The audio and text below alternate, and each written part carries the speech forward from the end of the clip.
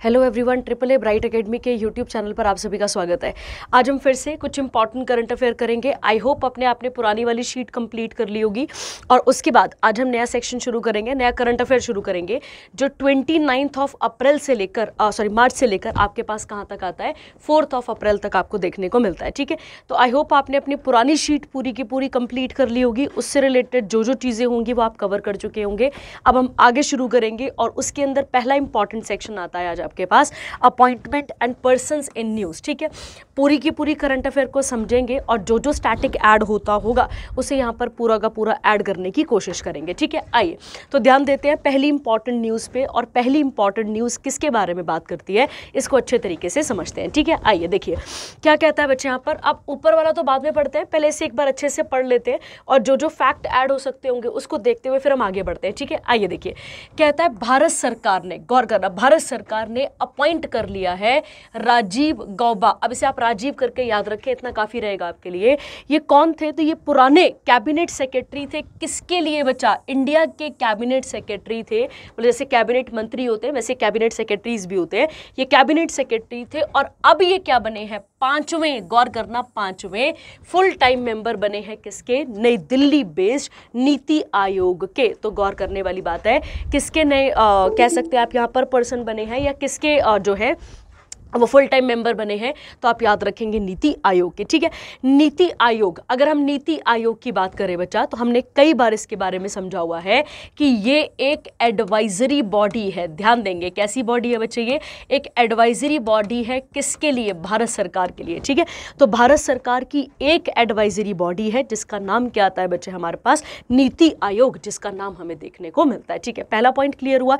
Second हम समझते हैं, अब एक क्वेश्चन और इसके साथ याद रखो, ना ही ये कॉन्स्टिट्यूशनल बॉडी है। ठीक है, नीदर, आप ऐसे लिख सकते हैं, नीदर अ कॉन्स्टिट्यूशनल बॉडी। ठीक है, ध्यान देना, neither a constitutional body nor a statutory. ठीक है, तो ध्यान देना, ना ही ये कॉन्स्टिट्यूशनल बॉडी है और ना ही कोई स्टैट्यूटरी बॉडी है। ठीक है, ध्यान से सुनते हैं कि क्या बोल रही हूं मैं। ठीक है, मैंने आपको कहा ना इसके बारे में संविधान में कहीं लिखा हुआ है, तो पहला तो ये क्लियर ही हो गया, कॉन्स्टिट्यूशनल नहीं है मतलब संविधान में कहीं लिखा नहीं हुआ इसके बारे में। ये संविधानिक बॉडी भी नहीं है और ये स्टैट्यूटरी भी नहीं है। ऐसा नहीं है कि पार्लियामेंट के किसी एक्ट से पास होकर बनाई गई है, बिल्कुल नहीं। ठीक है, बस ये क्या है बच्चे, आपके पास एक एडवाइजरी बॉडी है जो आपको यहां पर क्लियर रखना है। ठीक है, उसके अलावा अगर हम बात करें, नीति आयोग की स्थापना 1 जनवरी 2015 को की गई थी। याद रखना है हमें, ये हमें पहले बेसिक चीज़ें हमें पता होनी चाहिए। ठीक है, अगला, उसके बाद इसके हेडक्वार्टर, ऊपर ही लिखा था अभी, ठीक है, कि इसके हेडक्वार्टर आपको कहाँ देखने को मिलते हैं, तो नई दिल्ली में देखने को आपको मिलते हैं। ठीक है, और इसी नीति आयोग को हम क्या कहते हैं बच्चा, इसी को हम थिंक टैंक भी कहते हैं। ठीक है, तो भारत सरकार का थिंक टैंक भी इसे कहा जाता है। ठीक है, आप इसे क्या कहा जाता है, थिंक टैंक भी कहा जाता है। ठीक है, अब क्वेश्चन सीखते हैं और फिर जो लास्ट पॉइंट है इसके बारे में बाद में पढ़ते हैं। ठीक है, देखिए बच्चा, अब हमें जब भी हम नीति आयोग की बात करेंगे तो हमें कुछ तो चीज़ें थोड़ी थोड़ी सी क्लियर होगी। ठीक है, और आप सबको पता है बच्चे कि नीति आयोग ने किसे रिप्लेस किया हुआ है, तो नीति आयोग ने प्लानिंग कमीशन ऑफ इंडिया को रिप्लेस करा हुआ है। ठीक है, सबको पता है इसके बारे में। ठीक है, अब आते हैं बच्चा नीति आयोग के साथ उसके कंपोजिशन की बात करते हैं। गौर करना बच्चे, मैं किसकी बात कर रही हूँ यहाँ पे, कि नीति आयोग का कंपोजिशन कैसे होता है। अब आपको थोड़ा बहुत शायद समझ में आएगा कि जैसे हमने पढ़ा कि जो ये राजीव गाबुआ करके है, ये क्या हुआ है बच्चे, वहां पर अपॉइंट हुए 5वें में फुल टाइम मेंबर अपॉइंट हुए हैं ना, तो अब समझते हैं कि फुल टाइम क्या क्या चीजें होती हैं। ठीक है, आइए जब हम कंपोजिशन की बात करेंगे बेटा, तो कंपोजिशन के अंदर सबसे पहले कौन आता है आपके पास, यहाँ पे चेयरपर्सन। कौन आता है बच्चे, चेयरपर्सन। और ध्यान रखना, हमेशा क्लियर रखना कि नीति आयोग के चेयरपर्सन कौन होते हैं बच्चा, हमारे प्रधानमंत्री होते हैं। तो पहला आपको क्लियर हो गया यहाँ पे कि नीति आयोग के चेयरपर्सन कौन होते हैं, प्रधानमंत्री होते हैं। ये क्वेश्चन मैंने आपको कई बार बताया है, कई बार। ठीक है, और ये पेपर में बनता भी रहा है। ठीक है, तो गौर करेंगे। उसके अलावा बच्चे इसके मेंबर्स कौन कौन होते हैं, तो इसके मेंबर होते हैं जितने भी सीएम होते हैं, ऑल स्टेट्स। गौर करना, सीएम किसके बच्चा, हर राज्य के सीएम सीएम प्लस याद रखना यूटी के सीएम। अब आप बोलेंगे यूटी में भी सीएम होते हैं, बिल्कुल। हमारे इंडियन टेरिटरी के अंदर 3 ऐसी यूनियन टेरिटरीज हैं जिनके पास क्या है, अपना खुद का सीएम है। तो आप बात करेंगे वो 3 कौन कौन सी है, सबको पता है, जम्मू एंड कश्मीर, उसके अलावा कौन सी आ जाती है, पुडुचेरी आ जाती है, और उसके अलावा तीसरा आप याद रखेंगे दिल्ली, ठीक है, जहां पर अभी रिसेंटली रेखा गुप्ता अपॉइंट हुई थी, और अमर अब्दुल्ला कहाँ के आ जाते हैं सीएम आपके पास, जम्मू एंड कश्मीर के, ठीक है। आपने पढ़ा है, करंट अफेयर में कराया हुआ है, ठीक है। क्लियर हो गया बच्चे? अब समझो, यहाँ तक तो हमें समझ में आ गया, ठीक है, कि पहली बात कौन सी होगी, चेयरपर्सन, सेकंड कौन आ गए यहाँ पर आपके पास, सीएम आ गए। अब देखो इसके बाद का थर्ड कौन होते हैं बच्चे, लेफ्टिनेंट गवर्नर्स। अब लेफ्टिनेंट गवर्नर्स कहाँ के बच्चे, जितनी यूटी बच गई, 3 यूटी ऐसी हैं जिनके पास क्या है, सीएम है, तो उसके अलावा जो बच गई वो इसके अंदर आ गए, ठीक है। उसके अलावा कौन आते हैं बच्चे, उसके अलावा आते हैं एक्स ऑफिशियो मेंबर। कौन आते हैं, एक्स ऑफिशियो मेंबर्स आते हैं। आप इस तरीके से इसमें लिख लेंगे। अब एक्स ऑफिशियो मेंबर्स जो है वो भारत सरकार डिसाइड करती है कि कौन होंगे एक्स ऑफिशियो मेंबर्स, ठीक है। उसके अलावा बच्चे 5वीं इंपॉर्टेंट बॉडी जो इसके अंदर आती है उसका नाम है वाइस चेयरपर्सन। क्या नाम आता है बच्चे यहाँ पर, वाइस चेयरपर्सन। और गौर करना, अभी वाइस चेयरपर्सन एट प्रेजेंट कौन है, अभी कुछ टाइम पहले ही उनकी अपॉइंटमेंट हुई थी, क्या नाम था उनका, सुमन बेरी, कराया था आप सबको। कौन आते हैं उसके बाद यहाँ पर आपके पास, वाइस चेयरपर्सन। और वाइस चेयरपर्सन कौन है बच्चे, तो आप गौर करेंगे अभी कौन है आपके पास यहाँ पे, अभी है सुमन बेरी, ठीक है। क्लियर हो गया? अब उसके बाद बच्चे, उसके बाद अगर गौर करते हैं 6th नंबर की बात कर रहे हैं हम यहाँ पर, हमने क्योंकि इस तरीके से लिस्ट बना रहे हैं ना, 6th आते हैं बच्चे फुल टाइम मेंबर, ठीक है। अब ये फुल टाइम मेंबर होते कौन है बच्चा, ठीक है, तो समझना ये फुल टाइम मेंबर्स बच्चे एक्सपर्ट लोग होते हैं। कौन होते हैं, एक्सपर्ट होते हैं, जिनको साइंस, इकोनॉमिक्स, इन सब की एक्सट्रीम नॉलेज होती है। उन्हें क्या कहा जाता है बच्चे, उन्हें फुल टाइम मेंबर्स कहा जाता है। अब गौर करो जरा सा कि क्या अपॉइंट हुए हैं ये, तो ये 5वें फुल टाइम मेंबर अपॉइंट हुए हैं। अब आई बात समझ में आता है, ठीक है। तो शायद आपको थोड़ी सी बात यहाँ तक क्लियर हुई होगी कि ये फुल टाइम मेंबर आपके पास आ गए, ठीक है। उसके अलावा और भी लोग होते हैं बच्चे, एक्स ऑफिशियो होते हैं, ठीक है। और उसके बाद एक आपको याद रखना, ऑफिशियो होगा ना, CI होगा, हाँ, एक्स ऑफिशियो हो गए आपके पास। और उसके अलावा एक कौन आता है बच्चे आपके पास, तो एक आपको याद रखना है, एक आते हैं आपके पास कौन यहाँ पर, CEO। और CEO कौन है अभी, तो BVR सुब्रमण्यम, ठीक है, सुब्रमण्यम, ठीक है। तो आपको याद रखना है कि क्या इसका थोड़ा बहुत कॉम्पोजिशन है, ताकि आप चीज़ों को बना पाएँ और चीज़ों को अपने पास क्लियर कर पाएँ, ठीक है। चलिए, अब उसके अलावा अगर हम बात करें बच्चा, ये एक आपको स्टार मार्क कर लेना है, ठीक है। और एक आपको थोड़ा बहुत फुल टाइम मेंबर क्लियर होना चाहिए, और एक आपको क्या क्लियर होना चाहिए, वाइस चेयरपर्सन, और एक होना चाहिए आपके पास चेयरपर्सन क्लियर होना चाहिए, ठीक है। अगला, अब ये तो हो गया हमारे पास एक चार्ट, ठीक है। अब देखो बच्चे, नीति आयोग की जब हम बात करते हैं, वैसे तो बहुत सारी बॉडीज हैं इंडिया में जो क्या कर रही हैं, सस्टेनेबल डेवलपमेंट गोल्स को अचीव करने में हमारी मदद कर रही हैं, सॉरी हमारी नहीं, UN की मदद कर रही हैं, ठीक है, कह सकते हैं। जो सस्टेनेबल डेवलपमेंट गोल हमें कब तक अचीव करने हैं, 2030 तक अचीव करने हैं। उसके लिए हमने एडी चोटी का जोर तो चलो छोड़ो, पर हम काम कर रहे हैं उसके ऊपर, ठीक है। तो गौर करेंगे, ये जो नीति आयोग है बच्चा, ये एक इंडेक्स पेश करता है जिसका नाम है सस्टेनेबल डेवलपमेंट इंडेक्स, ठीक है। तो ध्यान रखना, इंडिया में ये इंडेक्स कौन पेश करता है, तो आपको पता होना चाहिए, सस्टेनेबल डेवलपमेंट इंडेक्स कौन पेश करता है बच्चे, नीति आयोग करता है, ये आपको यहाँ पर पता होना चाहिए। उसके अलावा किस राज्य की सेहत बोलने का मतलब हो गया वो राज्य कैसे काम कर रहा है, ठीक है। तो राज्य की जो सेहत है, मतलब जो स्टेट हेल्थ इंडेक्स है, ऐसे बहुत सारे इंडेक्स है जो कौन पेश करता है बच्चे हमारे पास, तो हमारे पास नीति आयोग पेश करता है। क्लियर हो गया बच्चे आपके पास? तो ये था आपके पास एक बहुत इंपॉर्टेंट क्वेश्चन पहला वाला। आई थिंक आपको यहाँ तक बात क्लियर हुई होगी, और इसके साथ जो जो चीज़ें आपके पास ऐड होती होंगी वो आपने ऐड कर ली होंगी, ठीक है। चलिए आगे बढ़ते हैं इसके साथ का अगला। अब कहता है, अब गौर करो, एक पॉइंट हमने यहाँ पर छोड़ा था, देखो क्या लिखा है, कहता है इनके आने से नीति आयोग को और ज़्यादा मजबूती मिलेगी, और किस में मदद मिलेगी, प्लानिंग में। बच्चा तो प्लानिंग इकोनॉमिक्स वाले ही करेंगे ना यार। और उसके बाद क्या लिखा है, पॉलिसी फॉर्मुलेशन एफर्ट्स में हमारी मदद होएगी, ठीक है। क्लियर हो गया क्लियर आपके पास यहाँ तक? चलिए आगे बढ़ते हैं इसके साथ का, और अब आते हैं सेकंड इंपॉर्टेंट करंट अफेयर पे, ठीक है। आइए, सेकंड क्या कहता है, ध्यान से समझते हैं, और क्या इसके साथ स्टैटिक ऐड हो सकता है तो उसके बारे में भी पूरी कोशिश करते हैं। ठीक है, कहता है बच्चे कि चेयरमैन अपॉइंट हुए हैं किसके, इंडियन बैंक एसोसिएशन। कई बार हम इसके बारे में, इसके बारे में आपसे पहले भी एक बार बात करी है। ठीक है, क्या नाम है बच्चे इसका, तो इसका नाम है इंडियन बैंक एसोसिएशन। गौर करेंगे क्या नाम है बच्चे इसका, इंडियन बैंक एसोसिएशन, इसका नाम आपको निकल कर आता है। ठीक है, जब भी हम इंडियन बैंक ऑफ एसोसिएशन की बात करेंगे तो ये बना कब था, तो आप गौर करेंगे 26 सितंबर 1946 को क्या बना था हमारे पास, इंडियन बैंक एसोसिएशन बना था। ठीक है, उसके अलावा अगर हम बात करते हैं इसके हेडक्वार्टर की, तो आईबीए के हेडक्वार्टर हमें कहाँ देखने को मिलते हैं, मुंबई में देखने को मिलते हैं। ठीक है, समझिए, बेसिक समझते हैं इसका, फिर हमें समझ में आ जाएगी बात कि क्या बोलने जा रहे हैं। ठीक है, जब भी हम इंडियन बैंक एसोसिएशन की बात करते हैं बच्चा, ठीक है, ये एक ग्रुप है, समझो इस बात को। ठीक है, मतलब इंडियन बैंक एसोसिएशन एक रिप्रेजेंटेटिव बॉडी है जिसका काम क्या है, जिसका काम है कि जितने भी इश्यूज हैं, गौर करना, जितने भी इश्यूज हैं किससे रिलेटेड, बैंक से रिलेटेड, उनको देखना, परखना, उनके ऊपर पूरा काम करना, वो किसकी ड्यूटी है बच्चा, तो वो ड्यूटी है किसकी, इंडियन बैंक एसोसिएशन की। क्लियर हो गया। साथ ही साथ इसका काम है कि जितने भी बैंक्स के चेयरपर्सन है उनके बीच में कोऑर्डिनेशन रहे, उसके मेंबर्स के बीच में कोऑर्डिनेशन रहे, बैंक्स की ग्रोथ और डेवलपमेंट पे कोई भारी असर ना पड़े। ये सारी ड्यूटी किसकी आती है बच्चे, तो ये आती है आईबीए की ड्यूटी आती है। क्लियर हो गया। अब आते हैं क्या लिखा हुआ है समझते हैं। ठीक है, पहले ये समझते हैं फिर ऊपर आते हैं। ठीक है, देखिए क्या लिखा है, कहता है इंडियन बैंक एसोसिएशन एक इंडस्ट्री है जो कि रिप्रेजेंट करती है किसको, पब्लिक सेक्टर बैंक और प्राइवेट सेक्टर बैंक दोनों को रिप्रेजेंट करती है। ठीक है, मतलब जितने भी फाइनेंशियल इंस्टीट्यूशन है वो सब इसके अंदर कवर किए जाते हैं।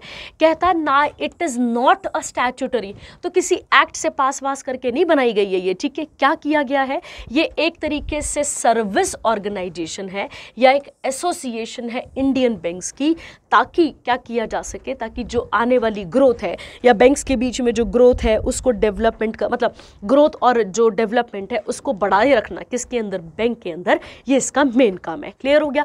अब इसके नए चेयरपर्सन बन गए हैं जिनका नाम है चल्ला श्रीनिवासुलु शेट्टी। तो आप इसे छल्ला छल्ला करके याद रख लो।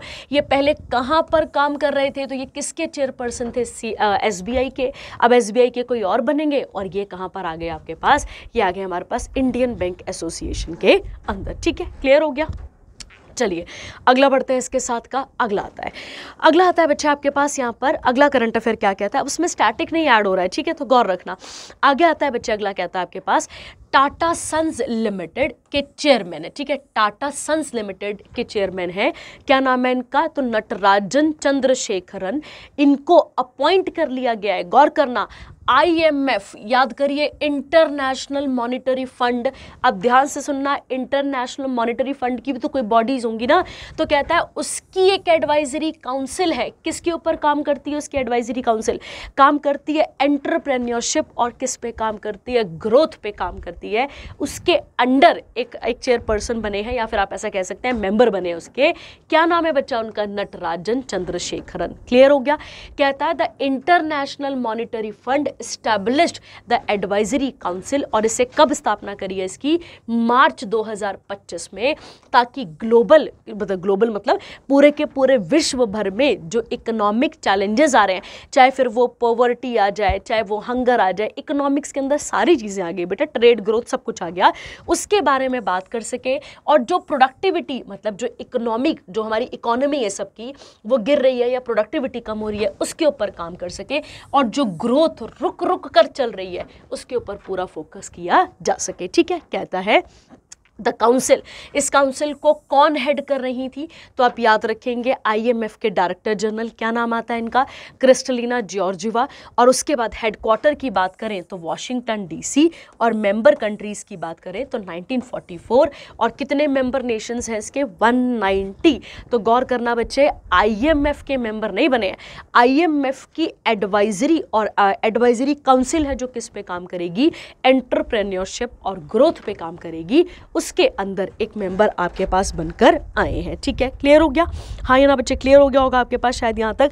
और बेटा याद रखना है, हम सबको पता है कि अब सारी की सारी ऑर्गेनाइजेशंस, जितनी भी ऑर्गेनाइजेशंस हैं, वो काम कर रही हैं कि हम 2030 तक जो हमारे SDG गोल्स हैं उनको क्या कर सकें, अचीव कर सकें और उनको पूरा का पूरा फुलफिल कर सकें। ठीक है, तो ये अब हमारी ड्यूटी यहाँ पर चल रही है और यही काम अब कौन सी बॉडी करेगी आपके पास, तो ये IMF बॉडी भी या फिर एंटरप्रेन्योरशिप और ये जो वाली बॉडी है ये काम करेगी। ठीक है, चलिए। अच्छा, इंटरनेशनल मॉनेटरी फंड का और क्या क्या काम है बच्चे, तो आप सबको पता है कि देश भर में नहीं सॉरी ग्लोबली कह सकते हैं आप इसे, फाइनेंशियल स्टेबिलिटी ला के रखना, उसके अलावा एम्प्लॉयमेंट जनरेट करना। ठीक है, उसके अलावा इंटरनेशनल ट्रेड को क्या करना, सिक्योर करना, और भी बहुत सारे काम, मतलब पैसे से रिलेटेड जितना भी काम है वो कौन सी बॉडी संभालती है वर्ल्ड लेवल पे, तो क्या नाम है बच्चे इसका, IMF। ठीक है, चलिए आगे बढ़ते हैं इसके साथ का। अब अगला इंपॉर्टेंट करंट अफेयर क्या आता है, very very important current affair. देखिए बच्चा, सबसे पहले बिल्कुल बेसिक से ही समझते हैं। यहाँ पे आइए, देखिए कहता है कॉमनवेल्थ सेक्रेटरी जनरल अपॉइंट हुए हैं। जब हम कॉमनवेल्थ की बात करते हैं तो इसे हम कॉमनवेल्थ ऑफ नेशंस भी कहते हैं। ठीक है, आप सबको पता होगा कि कॉमनवेल्थ ऑफ नेशंस उन कंट्रीज का झुंड है जिनके ऊपर कभी ना कभी ब्रिटिशर्स ने क्या करा है, रूल करा है। ठीक है, तो जैसे हम हो गए, नेपाल हो गया, ठीक है, चाइना तो नहीं कहेंगे, सॉरी, पाकिस्तान का रख लो, चलो पाकिस्तान तो हमसे ही अलग हुआ, पर आप इस तरीके से मोटा मोटा काउंट कर सकते हैं। इन कंट्रीज का ग्रुप है एक्चुअली में, और इसके अंदर टोटल कितनी कंट्रीज आती हैं बच्चे, तो आप याद रखेंगे 56 कंट्रीज है। अब ऐसे नहीं है कि अपनी कि बहुत ज़बरदस्ती इनको लाया गया कि आइए आपका ग्रोथ करेंगे, डेवलपमेंट करेंगे, बिल्कुल नहीं, ये वॉलंटरी ग्रुप है। ठीक है, हमारी इच्छा थी तो हम इसका क्या बने हैं, पार्ट बने हैं। और अगर आपसे पूछा जाए कि इसे स्टैब्लिश कैसे किया गया था, तो आप गौर करेंगे, इसे किसकी बात कर रही हूँ मैं, कॉमनवेल्थ नेशंस की, तो स्टैब्लिश्ड बाय लंदन डिक्लेरेशन। तो ध्यान रखेंगे, लंदन डिक्लेरेशन आया था, उसके अंदर इसे अपॉइंट या इसको बनाने की बात यहाँ पर की गई थी। ठीक है, और कब आया था ये, तो 1949 की बात है, तब ये अपॉइंटमेंट किया गया था। ठीक है, क्लियर हो गया? अब आइए पूरे के पूरे करंट अफेयर में, ताकि आपको समझ में आए। ठीक है, आपने एक टर्म सुनी होगी बेटा, कॉमनवेल्थ गेम्स। ठीक है, वो इन्हीं के तो एथलीट्स होते हैं जो खेलते हैं वहां पर। ठीक है, आइए बात करते हैं क्या लिखा हुआ है। कहता है शिरले। अब बेटा देखो, इतना गंदा गंदा नाम याद नहीं हो सकता, तो आप क्या याद रखो, यहाँ पे शिरले याद रख लो। ठीक है, शिरले किस कंट्री से बिलोंग करती हैं बच्चे, घाना से। और ये क्या बनी है, तो ये 7th सेक्रेटरी जनरल बनी है किसकी, कॉमनवेल्थ ऑफ नेशंस की, याद रखना। ठीक है, ऐसा करने वाली ये क्या बन जाएंगी, पहली औरत बनेंगी, कहाँ की, अफ्रीका की, जो इस प्रकार की किसी इंपॉर्टेंट पोस्ट को होल्ड करने जा रही है। क्लियर हो गया? और उसके अलावा ये क्या बनेंगी यहाँ पर, तो इस कॉमनवेल्थ नेशन के अंदर सेक्रेटरी जनरल्स में ज्यादा किसका कंट्रीब्यूशन रहा है, मेल का, तो फीमेल में ये कौन काउंट होंगी, आपके पास सेकंड काउंट हो जाएंगी। ठीक है, तो वहां पर सेकंड हुई, पर घाना से आने वाली, अफ्रीका से आने वाली पहली वुमेन आपको देखने को मिलती है। ठीक है, तो किसे सक्सीड कर रही है, ये आप पढ़ लेंगे, जैनेट है स्कॉटलैंड की, उनको सक्सीड कर रही है। और उनके बाद ये कौन थी, ये फर्स्ट वुमेन हो गई, तो अगला कौन है, आ गया आपके पास यहाँ पे सेकंड। ठीक है, आ जाएंगे आपके पास, इस तरीके से आप इसे कवर कर लेंगे। ठीक है, और कुछ नहीं इसमें करने वाला, बस इतना इतना आपको याद रहेगा, बड़ी बात है। ठीक है, चलिए आगे बढ़ते हैं इसके साथ का।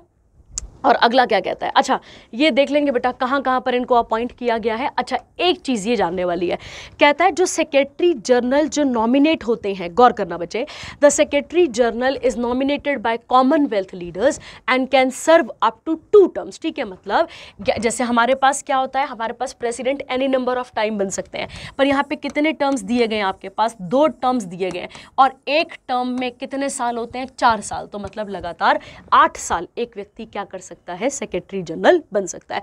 और कॉमनवेल्थ के हेडक्वार्टर लंदन में ही, क्योंकि लंदन में ही ये डिक्लेरेशन लिया गया था। ठीक है, चलिए आगे बढ़ते हैं इसके साथ का। अब अगला इंपॉर्टेंट क्या कहता है, इसके बारे में बात कर लेते हैं। ठीक है, एक टर्म लिखी हुई है FIEO, गौर करते हैं FIEO क्या है। ठीक है, आइए समझते हैं पहले इसको, पहले इसी के बारे में पढ़ते हैं, फिर वहां वापस चलते हैं। ठीक है, देखिए कहता है FIEO एक एपेक्स बॉडी है। अब गौर करना, पहले FIE का फुल फॉर्म क्या है, तो इसका फुल फॉर्म है Federation of Indian Export Organisation, नाम से ही क्लियर हो गया।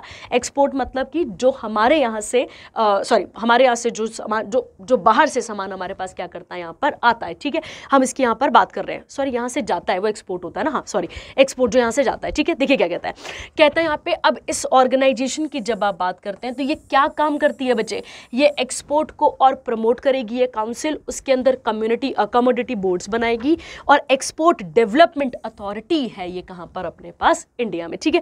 तो इसके एक नए प्रेसिडेंट अपॉइंट हुए हैं जिनका नाम क्या है, सुभाष चंद्र रल्हान, इस तरीके से आप इन्हें याद कर लीजिए। और ध्यान देंगे इन्हीं के साथ एक और बंदा है, क्या नाम है उनका, रविकांत श्याम सुंदर कपूर। ये कौन बने हैं बच्चा, तो ये वाइस चेयरपर्सन या वाइस प्रेसिडेंट बने हैं इसके अंदर, ठीक है। अब आपको पता होगा एक बॉडी है बच्चे इंडिया में जिसका नाम है ब्यूरो ऑफ इंडियन स्टैंडर्ड, कुछ याद है, मैंने आपको पिछले किसी करंट अफेयर में इसके बारे में बताया था। मैंने कहा था ये वो बॉडी है जो इंडिया के अंदर अलग अलग प्रोडक्ट्स को क्या करती है, टैग करती है, या उनकी वैल्यू, उनको टैग देती है, मतलब टैग भी कह सकते हैं आप, उनकी वैल्यू करती है और उस कमोडिटी की वैल्यू के बारे में आपको बताती है, ठीक है।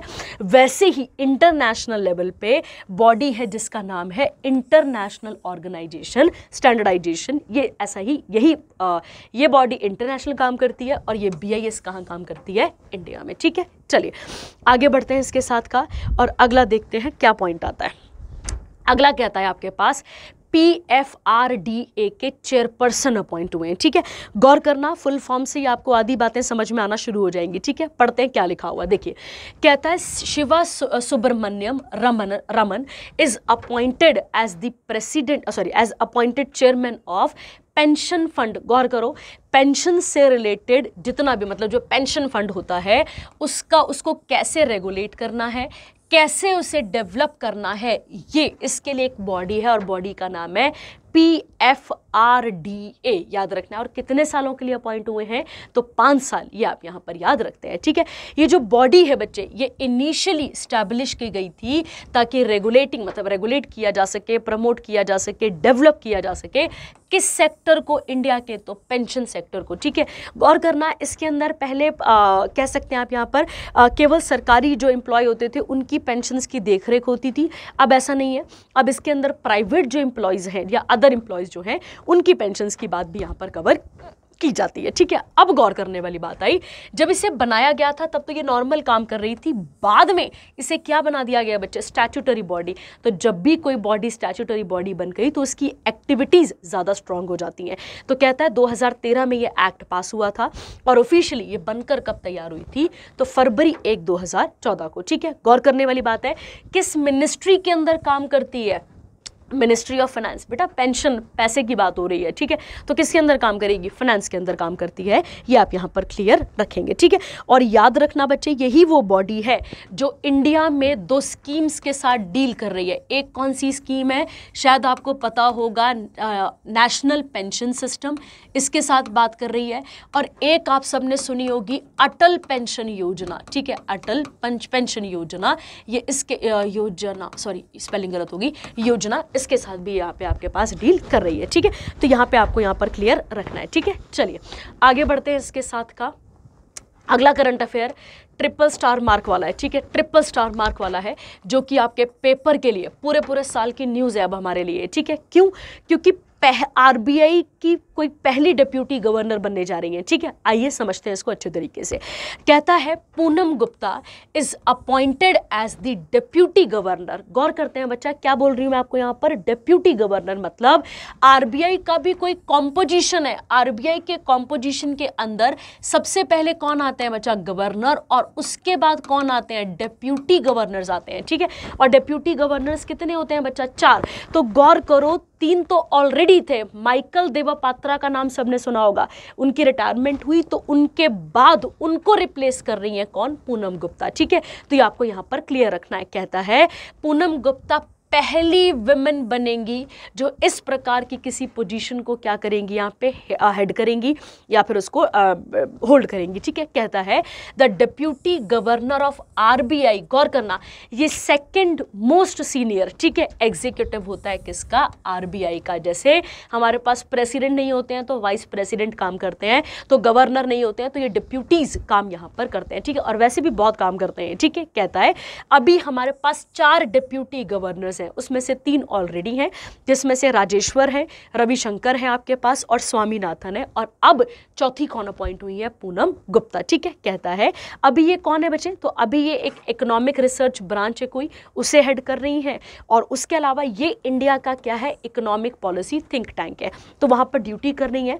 और अब ये कहां पर आएंगी हमारे पास, तो अब ये हमें देखने को मिलेंगी कहां पर, एज आरबीआई डिप्यूटी गवर्नर दिखेंगी। ठीक है, चलिए आगे बढ़ते हैं इसके साथ का। अच्छा, आरबीआई से रिलेटेड फैक्ट मैंने आपको पहले भी बताया, पर अब इसके बाद फिर एक न्यूज़ आएगी आरबीआई के साथ हमारी, उसमें हम कवर करते हैं सारी चीज़ों को। ठीक है, चलिए आगे बढ़ता है, आगे आते हैं। और आगे क्या कहता है बच्चा आपके पास, कहता है प्रेसिडेंट अपॉइंट हुए हैं किसके, IESA, गौर करना, इंडिया एनर्जी स्टोरेज अलायंस। ठीक है, हम सबको पता है बच्चे कि हम ग्रीन एनर्जी, रिन्यूएबल एनर्जी की तरफ बढ़ी जा रहे हैं। ठीक है, हमने गेड़ा दे रखा है इस काम में, हमने पहले भी इसके बारे में बहुत बार पढ़ लिया है। ठीक है, तो कहता है अब देखो पहला क्वेश्चन निकालो, इस स्टोरेज का हेडक्वार्टर कहाँ पे निकला, पुणे में निकलता है आपके पास। ये एक लीडिंग इंडस्ट्री बॉडी है इंडिया में जिसका मेन काम है एनर्जी को बचाना, ग्रीन हाइड्रोजन को प्रमोट करना, और ई मोबिलिटी ने क्या करा है, अपॉइंट कर लिया है किसको बच्चे यहाँ पे, देवमाल्या सेन, और ये कौन है बच्चा, ये बने हैं इसके प्रेसिडेंट। क्लियर हो गया, तो एनर्जी स्टोरेज इसमें रिन्यूएबल एनर्जी के ऊपर सारा काम यहाँ पर किया जाएगा। ठीक है, कहता है ये जो अलायंस है इसे फाउंड किया गया था किसके द्वारा बच्चे, USA based customised energy solution के द्वारा, और ये किसके लिए काम करती है, तो क्लीन एनर्जी टेक्नोलॉजीज के लिए काम करती है। ठीक है, और इसका भी कुछ एम है, आइए गौर करते हैं। इसका एम है कि नेट जीरो एमिशन करना है, कब तक, कुछ याद आया हमें कब तक करना था, 2070 तक हमें क्या करना है, नेट जीरो एमिशन करना है। ठीक है, इसके बारे में हम कई बारी हम पहले भी पढ़ चुके हैं और कई बार इसको हम यहाँ पर कवर कर चुके हैं। ठीक है, और एनर्जी से रिलेटेड मैंने आपको कई बार बता दिया, मैंने आपको कई बार बताया है कि जैसे आप बात करिए प्रधानमंत्री कुसुम योजना हो गई, ठीक है, उसके बाद हमें 100 गीगावाट अचीव करना है, कब तक, 2030 तक, तो ये सारी चीज़ें आप इसके साथ यहाँ पर कवर कर सकते हैं। ठीक है, चलिए आगे बढ़ते हैं। और अगला इंपॉर्टेंट सेक्शन आपके पास कौन सा आता है, अगला इंपॉर्टेंट सेक्शन आपके पास आता है नेशनल वाला। ठीक है, चलिए तो नेशनल के बारे में बात करेंगे और बहुत क्लियरली इसे हम यहाँ पर समझना शुरू करेंगे। ठीक है, मोस्ट इंपॉर्टेंट क्वेश्चन, ठीक है, गौर करिए। कहता है ऑपरेशन ब्रह्मा, वैसे तो भारत हर बारी जब भी किसी देश में ऐसा कोई डिजास्टर या ऐसी कोई आपदा शापदा आ जाती है तो हम मदद करने के लिए बड़े उतारू रहते हैं और हम मदद करने के लिए पहुंचते भी हैं। ठीक है, तो अभी रिसेंटली आपने न्यूज़ सुनी होगी कि म्यांमार में 7.7 रिक्टर स्केल का क्या आया था बच्चे, अर्थक्वेक आया था, और उस अर्थक्वेक में बहुत सारा नुकसान हुआ। ठीक है, जान जाती है बेटा, क्योंकि ये एक बहुत ही फिजिकल डिजास्टर है, आप ऐसा कह सकते हैं। ठीक है, उसमें चलो थोड़े बहुत मैन मेड फैक्टर तो होते ही हैं, पर ये एक ऐसा फैक्टर है जो कि फिजिकली जनरेट होता है। ठीक है, कहता है बच्चे आपके पास यहाँ पे in response to the devastating 7.7 magnitude earthquake, जिसने किसे हिट कराया, अभी म्यांमार को, उसके लिए भारत ने मदद भेजी और भारत ने ऑपरेशन चलाया। ऑपरेशन का नाम क्या था, ऑपरेशन ब्रह्मा। ठीक है, ये आप यहां पर याद रखेंगे। कहता है with in 24 hours Indian air force dispatched it's first relief flight, क्या नाम था इसका, C-130J एयरक्राफ्ट, कहाँ पर भेजा गया, यंगून, और यंगून कहाँ पर आता है, म्यांमार में। ठीक है, आपको पता होना चाहिए बेटा, ये जो यंगून और रंगून वाला जो एरिया है, ठीक है, ये डिजास्टर प्रोन एरिया है, या फिर आप इसे ऐसा कह सकते हैं ये अर्थक्वेक प्रोन एरिया है, ध्यान रखना है। ठीक है, अच्छा अर्थक्वेक क्या होता है बेटा, ठीक है, आप सबको पता होगा। ठीक है, आप बोलते हैं कि भूकंप, भूचाल कह देते हैं, पर अगर हम नॉर्मल भाषा में समझे तो आप सबको पता है कि हमारी अर्थ के नीचे, ठीक है, क्या है, टेक्टोनिक प्लेट्स है, और वो टेक्टोनिक प्लेट्स क्या करती रहती हैं, आए दिन अभी भी मूव कर रही होंगी यार, तो वो मूव करती रहती है, और उनके मूविंग स्ट्रक्चर के कारण, ठीक है, कई बारी वो टकराती हैं, और कई बार वो जब वो टकराएंगी या आसपास से निकलती हैं तो एनर्जी रिलीज होती है, और वो जो एनर्जी होती है वो एनर्जी यहाँ पर आपको क्या कहलाती है, अर्थक्वेक कहलाती है, ठीक है। तो जो एनर्जी शुरू होती है, गौर करना, ठीक है, अब इसको मैं आपको यहाँ पे समझा देती हूँ। अब जो एनर्जी अर्थ के नीचे स्टार्ट होती है, ठीक है, जो यहाँ से स्टार्ट हो रही है, इस पॉइंट को हम क्या कहते हैं बच्चे, इसे हम हाइपोसेंटर कहते हैं। क्या कहते हैं बच्चा, इसको हाइपोसेंटर, और इसी को हम ज्योग्राफिकल भाषा में फोकस भी कहते हैं, जहाँ से तरंगे स्टार्ट हुई हैं। अब ये जो तरंगे हैं जहाँ हमें फील होंगी, ठीक है, गौर करना, जहाँ हमें फील होंगी, इस पॉइंट को कहा जाता है बच्चे एपीसेंटर। क्या कहा जाता है, एपीसेंटर। तो तरंगे जहाँ हमें फील हुई, मतलब ऊपर हमारा नुकसान हुआ, वो एपीसेंटर हो गया, और जहाँ से जनरेट हुई दैट इज हाइपोसेंटर। क्लियर हो गया। अब देखिए बच्चा, ठीक है, अब यहाँ तक तो हमें थोड़ी बहुत बात समझ में आ गई कि क्या क्या चीज़ें हम बोल रहे हैं, ठीक है। देखिए, जब भी हम अर्थक्वेक की बात करते हैं बेटा, तो अर्थक्वेक को मेजर करने के लिए हमारे पास दो इम्पॉर्टेंट स्केल है। एक ग्राफ भी है, पर उसके अलावा क्या है, हमारे पास दो इम्पॉर्टेंट स्केल भी है, ठीक है, जिसमें सबसे पहला आपके पास कौन सा आता है, सबसे पहला आता है आपके पास सिस्मोमीटर। गौर करेंगे क्या आता है, सबसे पहले हमारे पास यहाँ पे सिस्मोमीटर आता है।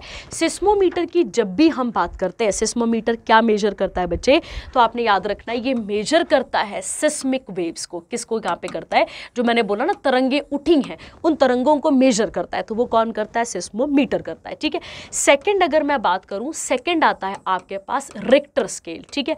रिक्टर स्केल जब भी हम बोलेंगे, गौर करना, रिक्टर स्केल क्या बताता है हमें, तो रिक्टर स्केल एक्चुअली में क्या बताता है, मैग्नीट्यूड बताता है, मैग्नीट्यूड तीव्रता बताता है, किसकी, अर्थक्वेक की। गौर करना, और इसका स्केल होता है 0 से 10। अब गौर करो क्या स्केल है इसका, 7.7। तो सोचो इसने क्या तबाही मचाई होगी उस समय पे, ठीक है। उसके अलावा एक और स्केल आता है जिसे हम मर्केली या मर्सेली, जो भी आपको ठीक लगे आप इसे बोल सकते हैं। मर्केली स्केल की जब हम बात करते हैं तो वो इंटेंसिटी को बताता है, ठीक है, इंटेंसिटी बताता है किसकी, अर्थक्वेक की। और इसको नापने के लिए जो हमारे पास स्केल होता है वो रेंज करता है 1 से लेके 12 तक का, ठीक है। ये रेंजिंग स्केल होते हैं, इतना तो मत घुस जाना, बस ये पता होना चाहिए रिक्टर और मर्सेली स्केल किसके साथ एसोसिएटेड है, ये आपको यहाँ पर पता होना चाहिए, ठीक है। और ये मैंने आपको यहाँ पर क्लियर कर दिया है, ठीक है। आइए आगे बढ़ते हैं इसके साथ का, और क्या लिखा है इससे आगे कवर करते हैं। कहता है इंडिया ने दो शिप्स भी भेजी हैं यहाँ पर, जिसमें से एक का नाम है INS सतपुरा और एक का नाम है INS सावित्री, जिसमें 40 टन क्या गया है, ह्यूमैनिटेरियन एड। अब ह्यूमैनिटेरियन एड में क्या क्या चीज़ें जाती हैं बच्चा, खाना पानी सब कुछ जाएगा ना बेटा, तो ये उसी के बारे में यहाँ पर बात की जा रही है। कहता है सॉरी, उसके बाद कहता है एडिशनली INS करमुक और LCU 52 from the Andaman and Nicobar command, इन्हें भी भेजा गया था कब, 30 मार्च 2025 को, जिसके अंदर 52 टन रिलीफ मटेरियल था, जिसमें पानी, कपड़े, खाना, उसके बाद आ जाएगा मेडिसिन और इमरजेंसी सप्लाई, जो जो चीज़ें लगती हैं वो वहाँ पर चीज़ें भेजी गई थी, ठीक है। तो ये आपको यहाँ पर क्लियर रखना है, ठीक है। अच्छा, अब हम बात करते हैं, ये क्लियर हो गया आपके पास। अब गौर करो कि अर्थक्वेक का डिस्ट्रीब्यूशन कहाँ पर है, वर्ल्ड की बात कर रहे हैं, ठीक है, इंडिया की बात नहीं कर रहे हैं हम कहाँ की बात कर रहे हैं, वर्ल्ड की बात करते हैं, ठीक है। तो जब हम वर्ल्ड की बात करते हैं और हम बात करते हैं कि अर्थक्वेक का डिस्ट्रीब्यूशन कहाँ पर है, तो गौर करना बच्चे, अर्थक्वेक का डिस्ट्रीब्यूशन आपको कहाँ देखने को मिलता है, तो हमें मिलता है सरकम, कुछ याद करो, पैसिफिक बेल्ट। ये वो जोन है, मैं आपको बता चुकी हूँ कई बारी, ये वो जोन है बच्चा जहाँ पर, ध्यान से सुनते हैं, ये वो जोन है जहाँ पर वर्ल्ड के, मैंने आपको बताया हुआ है, वर्ल्ड के क्या है, एक्टिव वॉल्केनोज है। पैसिफिक ओशन के आसपास बताया था मैंने आपको कि रिंग बनती है पूरी की पूरी। जब इंडोनेशिया में क्या हुआ था, वॉल्केनिक इरप्शन हुआ था, तो मैंने आपको इसके साथ जोड़ा था, ठीक है। तो मैंने आपको उस दिन भी क्लियर करा था, मैंने कहा earthquakes are associated with volcanic eruptions and volcanic eruptions are associated with earthquake. ये मैंने आपको पहले भी क्लियर किया हुआ है, ठीक है। और उसके अलावा एक मिड एटलांटिक रिज आ जाता है, ठीक है, जो कि किसका पार्ट, मतलब जहां पर एक्टिव आपको, मतलब आपको क्या दिखता है, मतलब जो ये अर्थक्वेक जोन है वर्ल्ड की, वो ये दोनों आपको देखने को मिलती है। और भी जोन्स हैं पर ये मेजर वाली आपके पास देखने को मिलती है, ठीक है, क्लियर हो गया। और उसके अलावा इंडिया में भी दिल्ली वगैरह वगैरह वाले सारे एरिया क्या है आपके पास अर्थक्वेक प्रोन एरियाज है, ठीक है। और वर्ल्ड में मतलब अर्थ के ऊपर, मतलब अर्थ में आप ऐसा कह सकते हैं, अर्थ में कितनी मेजर प्लेट्स हैं, तो वैसे 7 मेजर प्लेट्स हैं। और वो प्लेट्स क्या करती रहती हैं, वो प्लेट्स क्या करती रहती हैं, आए दिन मूव करती रहती हैं, ठीक है। और मूव करने से जो एनर्जी रिलीज हो रही है उसके बारे में हम यहाँ पर बात कर रहे हैं, ठीक है। आइए चलिए, यहाँ तक हो गया हमारे पास। अब हम एक चीज़ और सीख लेते हैं म्यांमार के साथ बनने वाला, और म्यांमार के साथ क्या क्या चीज़ें और बन सकती हैं उसके बारे में बात कर लेते हैं, ठीक है। अब इससे पहले एक क्वेश्चन निकालो, ठीक है। आप ही के किसी के पेपर में क्वेश्चन था कि म्यांमार के साथ रिसेंटली हमने क्या करा था, अभी फेंसिंग करी थी अपने बॉर्डर्स पे। कुछ याद होगा आपको कि मणिपुर में कॉन्फ्लिक्ट चल रहा था कुकी और मेटी वाला, अगर आपको याद होगा तो, ठीक है। जब वो कॉन्फ्लिक्ट चल रहा था उसी टाइम पीरियड पे हमने इंडिया बर्मा बॉर्डर या इंडिया म्यांमार बॉर्डर पर क्या करा था, फेंसिंग करना शुरू करी थी, ठीक है। ये आपने याद रखना है। तो कितना किलोमीटर बॉर्डर शेयर करते हैं म्यांमार के साथ, तो 1643 याद रखना है। हमारी कौन सी फोर्स यहां पर ड्यूटी दे रही है, तो उसका नाम है असम राइफल्स। क्या नाम है बच्चे उसका, असम राइफल्स, जो कहां पर ड्यूटी दे रही है, इंडिया म्यांमार बॉर्डर पे क्या कर रही है, ड्यूटी दे रही है, ठीक है। उसके अलावा कौन कौन से हमारे स्टेट्स हैं जो बॉर्डर शेयर करते हैं, जिसमें एक नाम आता है अरुणाचल प्रदेश, एक आता है आपके पास नागालैंड, एक आता है आपके पास नाम मणिपुर, और एक आता है मिजोरम, ठीक है। तो आप इसके साथ ऐड कर लेंगे। ये 4 इंपॉर्टेंट राज्य हैं जो बॉर्डर शेयर करते हैं किसके साथ, याद रखेंगे आप, किसके साथ शेयर करते हैं, म्यांमार के साथ, ठीक है। चलिए, तो आप इसके साथ जोड़ लेंगे, ठीक है। अच्छा, म्यांमार की राजधानी आपको पता होगा, नई पाई दो, ठीक है। अब ये बहुत अजीब सा नाम है बेटा, ठीक है, देख लेना। और करेंसी चलती है यहाँ पर क्यात, ठीक है। और याद रखो म्यांमार के साथ हमारा रिश्ता पुराना है, अभी का नहीं है, अभी का नहीं है, ठीक है। जब से ब्रिटिश इंडिया यहाँ पर आया था, आप एंग्लो क्या कहते हैं उसको यार, आप एंग्लो नेपाल वॉर या फिर हाँ मतलब आप एंग्लो नेबरिंग वाली वॉर भी तो पढ़ते हैं, एंग्लो वॉर्स पढ़ते हैं ना जब आप, तो आप म्यांमार के साथ भी पढ़ते हैं। तब म्यांमार का नाम क्या चल रहा था, बर्मा चल रहा था। वो आप इसके साथ कवर कर लेंगे, ठीक है। चलिए आगे बढ़ते हैं और अगला इंपॉर्टेंट करंट अफेयर देखना शुरू करते हैं, ठीक है। आइए, कहता है बच्चे मनरेगा, गौर करना, मनरेगा के बारे में सबको पता है बच्चे, सबको, ठीक है। जिसका फुल फॉर्म है महात्मा गांधी, पहले तो महात्मा गांधी नहीं था इसके अंदर, इसका नाम नरेगा ही था पहले, फिर बाद में इसका नाम क्या बना दिया गया बच्चे, यहाँ पर मनरेगा बना दिया गया, जो कि पूरे विश्व भर की, गौर करना, जिस मतलब विश्व भर की लार्जेस्ट वर्क गारंटी प्रोग्राम है, ठीक है। वर्क गारंटी प्रोग्राम है, किसकी बात कर रहे हैं हम मनरेगा की बात कर रहे हैं, गौर रखना, ठीक है। जब हम मनरेगा की बात करते हैं बच्चा, इसको लॉन्च किया गया था कब, 2005 में।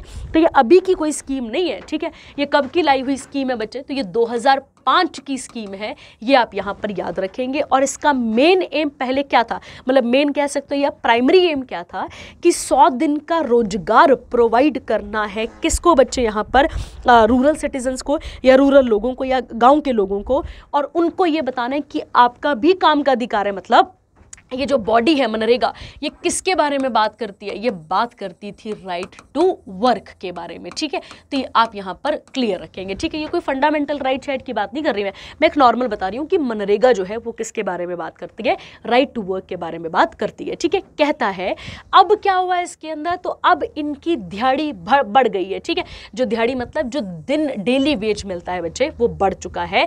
पहले 349 था, अब कितना हो गया बच्चे, 370, ये आपने याद रखना है, ठीक है। और इसे कब से लॉन्च किया जा रहा है, लॉन्च किया जा चुका है 1 अप्रैल, याद रखेंगे आप, 2025 से, ठीक है। तो ये आपके पास एक इंपॉर्टेंट करंट अफेयर बन जाता है, ठीक है। चलिए आगे बढ़ते हैं। इसके बाद का आपको याद होगा बच्चे, जब हम सोलर एनर्जी की बात करते हैं तो उसमें राजस्थान, गुजरात, मध्य प्रदेश, गौर करने वाली बात है, महाराष्ट्र और तमिलनाडु, ये कुछ ऐसे एरियाज हैं जो क्या कर रहे हैं, सोलर एनर्जी के ऊपर पूरी पकड़ बना रहे हैं, पूरा काम कर रहे हैं सोलर एनर्जी के ऊपर। उसी में से एक और न्यूज़ हमारे पास आई है जो कि बहुत इंपॉर्टेंट है, गौर करते हैं। कहता है वारी एनर्जीज लिमिटेड, इसने लॉन्च करा है इंडिया का सबसे बड़ा सोलर सेल। अब बेटा देखो, जब आप क्या करेंगे, जब आप रिन्यूएबल एनर्जी की तरफ बात करते हैं तो फोटोवोल्टिक सेल लगाने पड़ते हैं। तो उन सेल मतलब अब वो सेल भी कई कैटेगरी से होते हैं बेटा, बहुत सारे इसके अंदर डिवीजन होता है। अब इतना साइंस नहीं पढ़ा सकती मैं आपको, पर उसी के अंडर ये आपके पास आता है। तो solar cell manufacturing facility provide करी है, कहां पर, चिखली। और चिखली कहां पर आता है बच्चे, गुजरात में, ठीक है। और कितना गीगावाट बोला गया, 5.4 4 गीगावाट कैपेसिटी और कितनी इन्वेस्टमेंट, तो 2500 करोड़, ये आप यहाँ पर याद रखेंगे। कहता है the plant features advance tunnel oxide. अब ये जो जो चीज़ें उसके लिए लगती होंगी उन टेक्नोलॉजीज़ की यहाँ पर बात की गई है, ताकि और अच्छे तरीके से एनर्जी का कन्वर्जन हो सके, मतलब सूर्य से आने वाली किरणों को अच्छे तरीके से एब्जॉर्व करके और उसे आगे रिफ्लेक्ट किया जा सके। ठीक है, कहता है इसके बाद का इंडिया का जो सोलर पावर कैपेसिटी है वो क्या कर रहा है, यहाँ पे बढ़ ही रहा है। 2.82 गीगावाट था 2014 में और अब कितना हो चुका है, 104 गीगावाट 2025 में, जो कि एक इम्प्रेसिव ग्रोथ को दिखाता है। किस फील्ड में बचे, जो कि हमें बताता है किस फील्ड में, क्लीन एनर्जी की फील्ड में हमें ये बताता है। ठीक है, अच्छा आइए अब हम इसके साथ एक दो फैक्ट जोड़ते हैं जो हमें बिल्कुल इंपॉर्टेंट है हमारे लिए। ठीक है, आइए देखिए, हमें याद होगा बच्चे, हम सस्टेनेबल डेवलपमेंट गोल नंबर जब 7 की बात करते हैं तब हम जरूर बात करते हैं किसकी बच्चे, तब हम बात करते हैं जरूर किसकी, क्लीन एनर्जी की। ठीक है, तो क्लीन एनर्जी आप इसके साथ यहां पर ऐड कर सकते हैं। ठीक है, अदर इनिशिएटिव जो भारत सरकार ने लिए हैं किसके लिए बच्चा, क्लीन एनर्जी के लिए, उसमें से एक नाम आप एक नाम उसमें याद रख सकते हैं। कौन सा वाला, एक आप याद रख सकते हैं, प्रधानमंत्री कुसुम। कुसुम की फुल फॉर्म कई बार आपको बताई गई है, आप इसके साथ लिख लेंगे। उसके अलावा याद करिए इंटरनेशनल सोलर अलायंस, यही तो चल रहा था हमारे पास। उसके अलावा 100 गीगावाट, 10 हो गया, 100 गीगावाट करना है हमें कब तक, 2030 तक। कुछ याद है, ये सारे एम है हमारे इस साल के, जो हमें क्या करने हैं, अचीव करने, इस साल के नहीं, हमें अचीव करने, याद रखना है आपने। उसके अलावा एक स्कीम और चली थी, प्रधानमंत्री हर घर मुफ्त बिजली योजना, कुछ याद होगा आप सबको। ठीक है, मुफ्त बिजली योजना। ठीक है, उसके अलावा ऐसी अनगिनत चीज़ें चलाई गई हैं, जैसे national solar energy programme, solar mission भी उसे कहा जाता है। ठीक है, तो ऐसे अनगिनत मिशन चलाए गए हैं, किसके लिए बच्चा, रिन्यूएबल एनर्जी के लिए और इन सब वाली एनर्जीज को प्राप्त करने के लिए। ठीक है, तो आप यहाँ पर याद रखेंगे, ये हर घर नहीं होगा, सॉरी बेटा, ये होगा प्रधानमंत्री सूर्य होगा। ठीक है, प्रधानमंत्री, आप इसे लिख लेंगे, प्रधानमंत्री सूर्य घर मुफ्त बिजली योजना है। ठीक है, हर घर नहीं था, सॉरी, ये आप इसके साथ ऐड कर लेंगे। ठीक है, क्लियर हो गया। अब आते हैं गुजरात पे, दो चार चीज़ें रिवाइज कर लेते हैं। याद करिए, गुजरात का ही एक गांव था जिसका नाम था मसाली, कुछ याद होगा आपको। और मसाली क्या बना था बच्चे, पहला ऐसा बॉर्डर विलेज बना था जो कि क्या करता है बच्चे, पहला ऐसा बॉर्डर विलेज बना था जो कि 100% सोलर पावर्ड बना था। ठीक है, हाँ, पहला बॉर्डर सोलर पावर विलेज, वो यहाँ पर 100% ही सोलर पावर विलेज बना था। ठीक है, उसके अलावा गुजरात एक और चीज़ के लिए न्यूज़ में रहा था, वो ये था कि वहाँ की एक साड़ी थी, साड़ी का नाम था घर चोला। ठीक है, और इस साड़ी को क्या मिला था रिसेंटली, अभी GI टैग मिला था, अगर आपको याद होगा तो। फिर मैंने आपको शायद न्यूक्लियर पावर प्लांट्स बताए थे, तो उसमें से एक पावर प्लांट जिसका नाम क्या है, ककरापारा, यह आपको कहाँ पर देखने को मिलता है, ककरापारा आपको गुजरात में देखने को मिलता है। ठीक है, तो आप इसके साथ लिस्ट बना लेंगे, छोटा छोटा लिख लेंगे। ठीक है, कब बना है गुजरात हमारे पास, तो 1 मई 1960, जब हमने बॉम्बे प्रोविंस को अलग कर दिया था। किससे, जब हमने बॉम्बे प्रोविंस को अलग करा और उसमें से मराठी बोलने वाले अलग निकाले गए और गुजराती बोलने वाले अलग निकाले गए। ठीक है, ये आप यहाँ पर याद रखेंगे। ठीक है, उसके अलावा जब हम इंडियन करेंसी की बात करते हैं तो हमारे पास जो 100 रुपये का नोट है उसमें क्या बना हुआ है बच्चे, रानी का बाव, याद करिए। और रानी का बाव कहाँ से लिया गया है, तो वो गुजरात से लिया गया है। ठीक है, चलिए आगे बढ़ते हैं इसके साथ का और अगला इंपॉर्टेंट करंट अफेयर देखना शुरू करते हैं। ठीक है, वेरी वेरी इंपॉर्टेंट न्यूज़, कई बार मैं आपको बता चुकी हूँ सागरमाला के बारे में। ठीक है, कहता है सागरमाला प्रोग्राम जो कि एक फ्लैगशिप इनिशिएटिव था, किसका, मिनिस्ट्री ऑफ पोर्ट्स शिपिंग का। पोर्ट शिपिंग किसके पास आता है, तो सर्वनंदन, ठीक है, याद रखना है आपने, सर्वनंदन सोनोवाल के पास आता है। ठीक है, इनकी अगर हम बात करते हैं तो ये इनिशिएटिव मतलब मिनिस्ट्री ऑफ पोर्ट्स के द्वारा लिया गया था। इसे लॉन्च किया गया था 2015 में और अब क्या आ गया अपने पास 2025। तो इसने कितने साल अपने कंप्लीट कर लिए हैं बच्चा, तो आपको याद रखना है 10 साल अपने क्या कर चुका है, कंप्लीट कर चुका है। इस प्रोग्राम का एम क्या था, समझना बच्चे, हमें अपने पोर्ट्स डेवलपमेंट की तरफ बढ़ना था थ्रू हार्नेशिंग इंडियाज। अब कुछ याद आया? कोस्टल लाइन कितनी बार आपको बता चुकी हूँ, 7516.6 किलोमीटर के आसपास हमारी कोस्टल लाइन है। उसे और ज़्यादा क्या करना था, यहाँ पर रेवोल्यूशनाइज करना था, रोड्स के साथ कनेक्टिविटी बढ़ानी थी, लॉजिस्टिक जो हमारा खर्चा है, जो हमारा ट्रांसपोर्टेशन वाला खर्चा है, उसे कम करना था। और कहता है इसके बाद का यहाँ पर नेविगेबल वाटरवेज बनाने थे और जो मैरीटाइम ट्रेड रूट है उसे आगे और पक्का करना था। ठीक है, कहता है सागरमाला प्रोजेक्ट किसका पार्ट है, तो मैरीटाइम अमृतकाल विजन 2047 का विजन है। ठीक है, जिसमें हमें इंडिया को ग्लोबल लीडर बनाना है। किस सेक्टर में? मैरीटाइम अफेयर्स में, ये आप याद रखेंगे। ठीक है, कहता है it also aims to make India one of the world's top, क्या लिखा है आगे यहाँ पर, 5 शिप बिल्डिंग नेशन। क्या कब तक बनाना है हमें इसको, यहाँ पर ये बनाना है हमें कब तक, 2047 तक। ठीक है, 2047 तक। ठीक है, तो ये आप यहाँ पर याद रखेंगे। ठीक है, अब कहता है बच्चे एम मैंने आपको बता ही दिया, एक एम था कि जितना भी लॉजिस्टिक मतलब ट्रांसपोर्टेशन पे खर्चा आता है उसे कम करना था। ठीक है, चलिए आगे बढ़ते हैं। इसके साथ का अगला करंट अफेयर देखते हैं। मैंने अभी आपको थोड़ी देर पहले बोला था कि हम आरबीआई से वैसे फैक्ट पहले भी पढ़ चुके हैं और ये न्यूज़ आई है। तो आरबीआई के लिए आरबीआई के 90 साल कंप्लीट हो चुके हैं बच्चे, और आरबीआई ने क्या लॉन्च करा है अभी, मतलब आरबीआई ने नहीं, प्रेसिडेंट द्रौपदी मुर्मू ने क्या लॉन्च करा है बच्चे, उसके लिए कोमेमोरेटिव कॉइन को यहाँ पर लॉन्च कराए। ठीक है, तो आप इसे पढ़ लेंगे, इसमें और कुछ भारी बातें नहीं है करने के लिए। ठीक है, अब कहता है 1-2 पॉइंट हैं जो मुझे आपको समझाने हैं और मैं आपको कई बार पहले भी बता चुकी हूं जब हमने आरबीआई पढ़ा है। ठीक है, देखिए बच्चे, हम सबको पता है 1926 में कौन सा कमीशन आया था, यंग हिल्टन भी लिखते हैं इसे, हिल्टन यंग भी लिखते हैं। ठीक है, तो यंग हिल्टन कमीशन आया था और उसकी रिकमेंडेशन से क्या बनी थी बच्चे हमारे पास, मतलब इसकी रिकमेंडेशन से एक पॉइंट आया था कि इंडिया में भी अपना खुद का एक सेंट्रल बैंक होना चाहिए। ठीक है, उसके अलावा 1934 में क्या आता है बच्चे हमारे पास, आरबीआई एक्ट पास होता है। तो गौर करना है आपने, आरबीआई एक्ट कब आया था, 1934 में।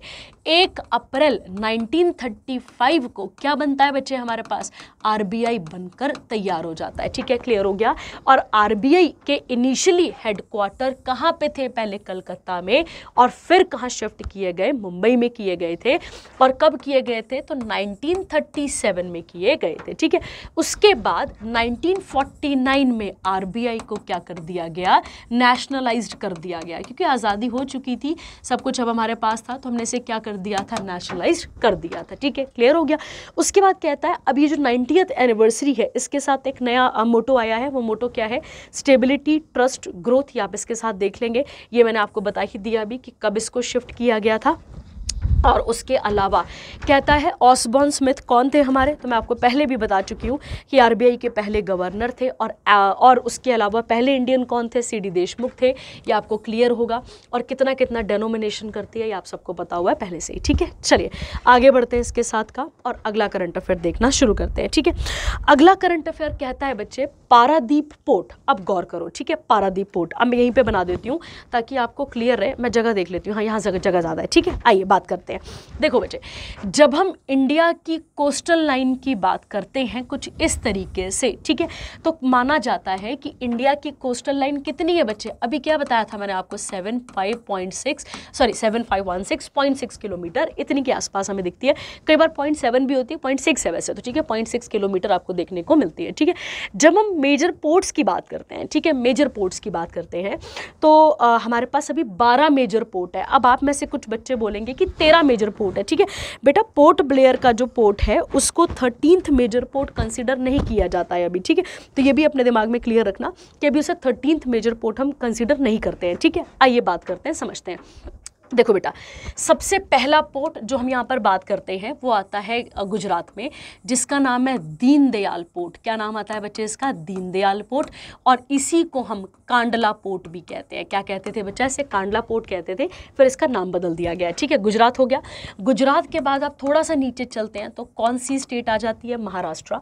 महाराष्ट्र के अंदर आपके पास आ जाएगा जवाहरलाल नेहरू पोर्ट भी कह देते हैं, जिसका एक और नाम था हमारे पास जिसे हम क्या कहते थे, मतलब ये नावा शेवा इस तरीके से हम कहते थे। उसके अलावा एक आपके पास आता है मुंबई पोर्ट ट्रस्ट, याद रखेंगे मुंबई पोर्ट ट्रस्ट आ जाता है, याद रखना है आपने, ठीक है। फिर मैं एक फैक्ट जोड़ूंगी इसके साथ का, वो बाद में जोड़ती हूँ, पर अभी इतना समझो, ठीक है।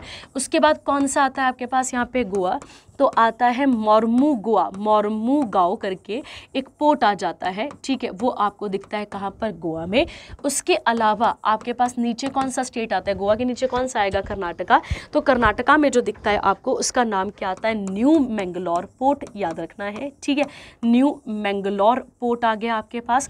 नीचे चलते हैं तो यहाँ पे कौन सा आता है आपके पास, यहाँ पे केरला, और केरला वाले पोर्ट का मैं नाम बोल रही हूँ, एक सेकंड देना मुझे। केरला वाले का नाम आपके पास आता है कोची, ठीक है, केरला वाले का नाम क्या आता है आपके पास, कोची पोर्ट आपको देखने को मिलता है, ठीक है।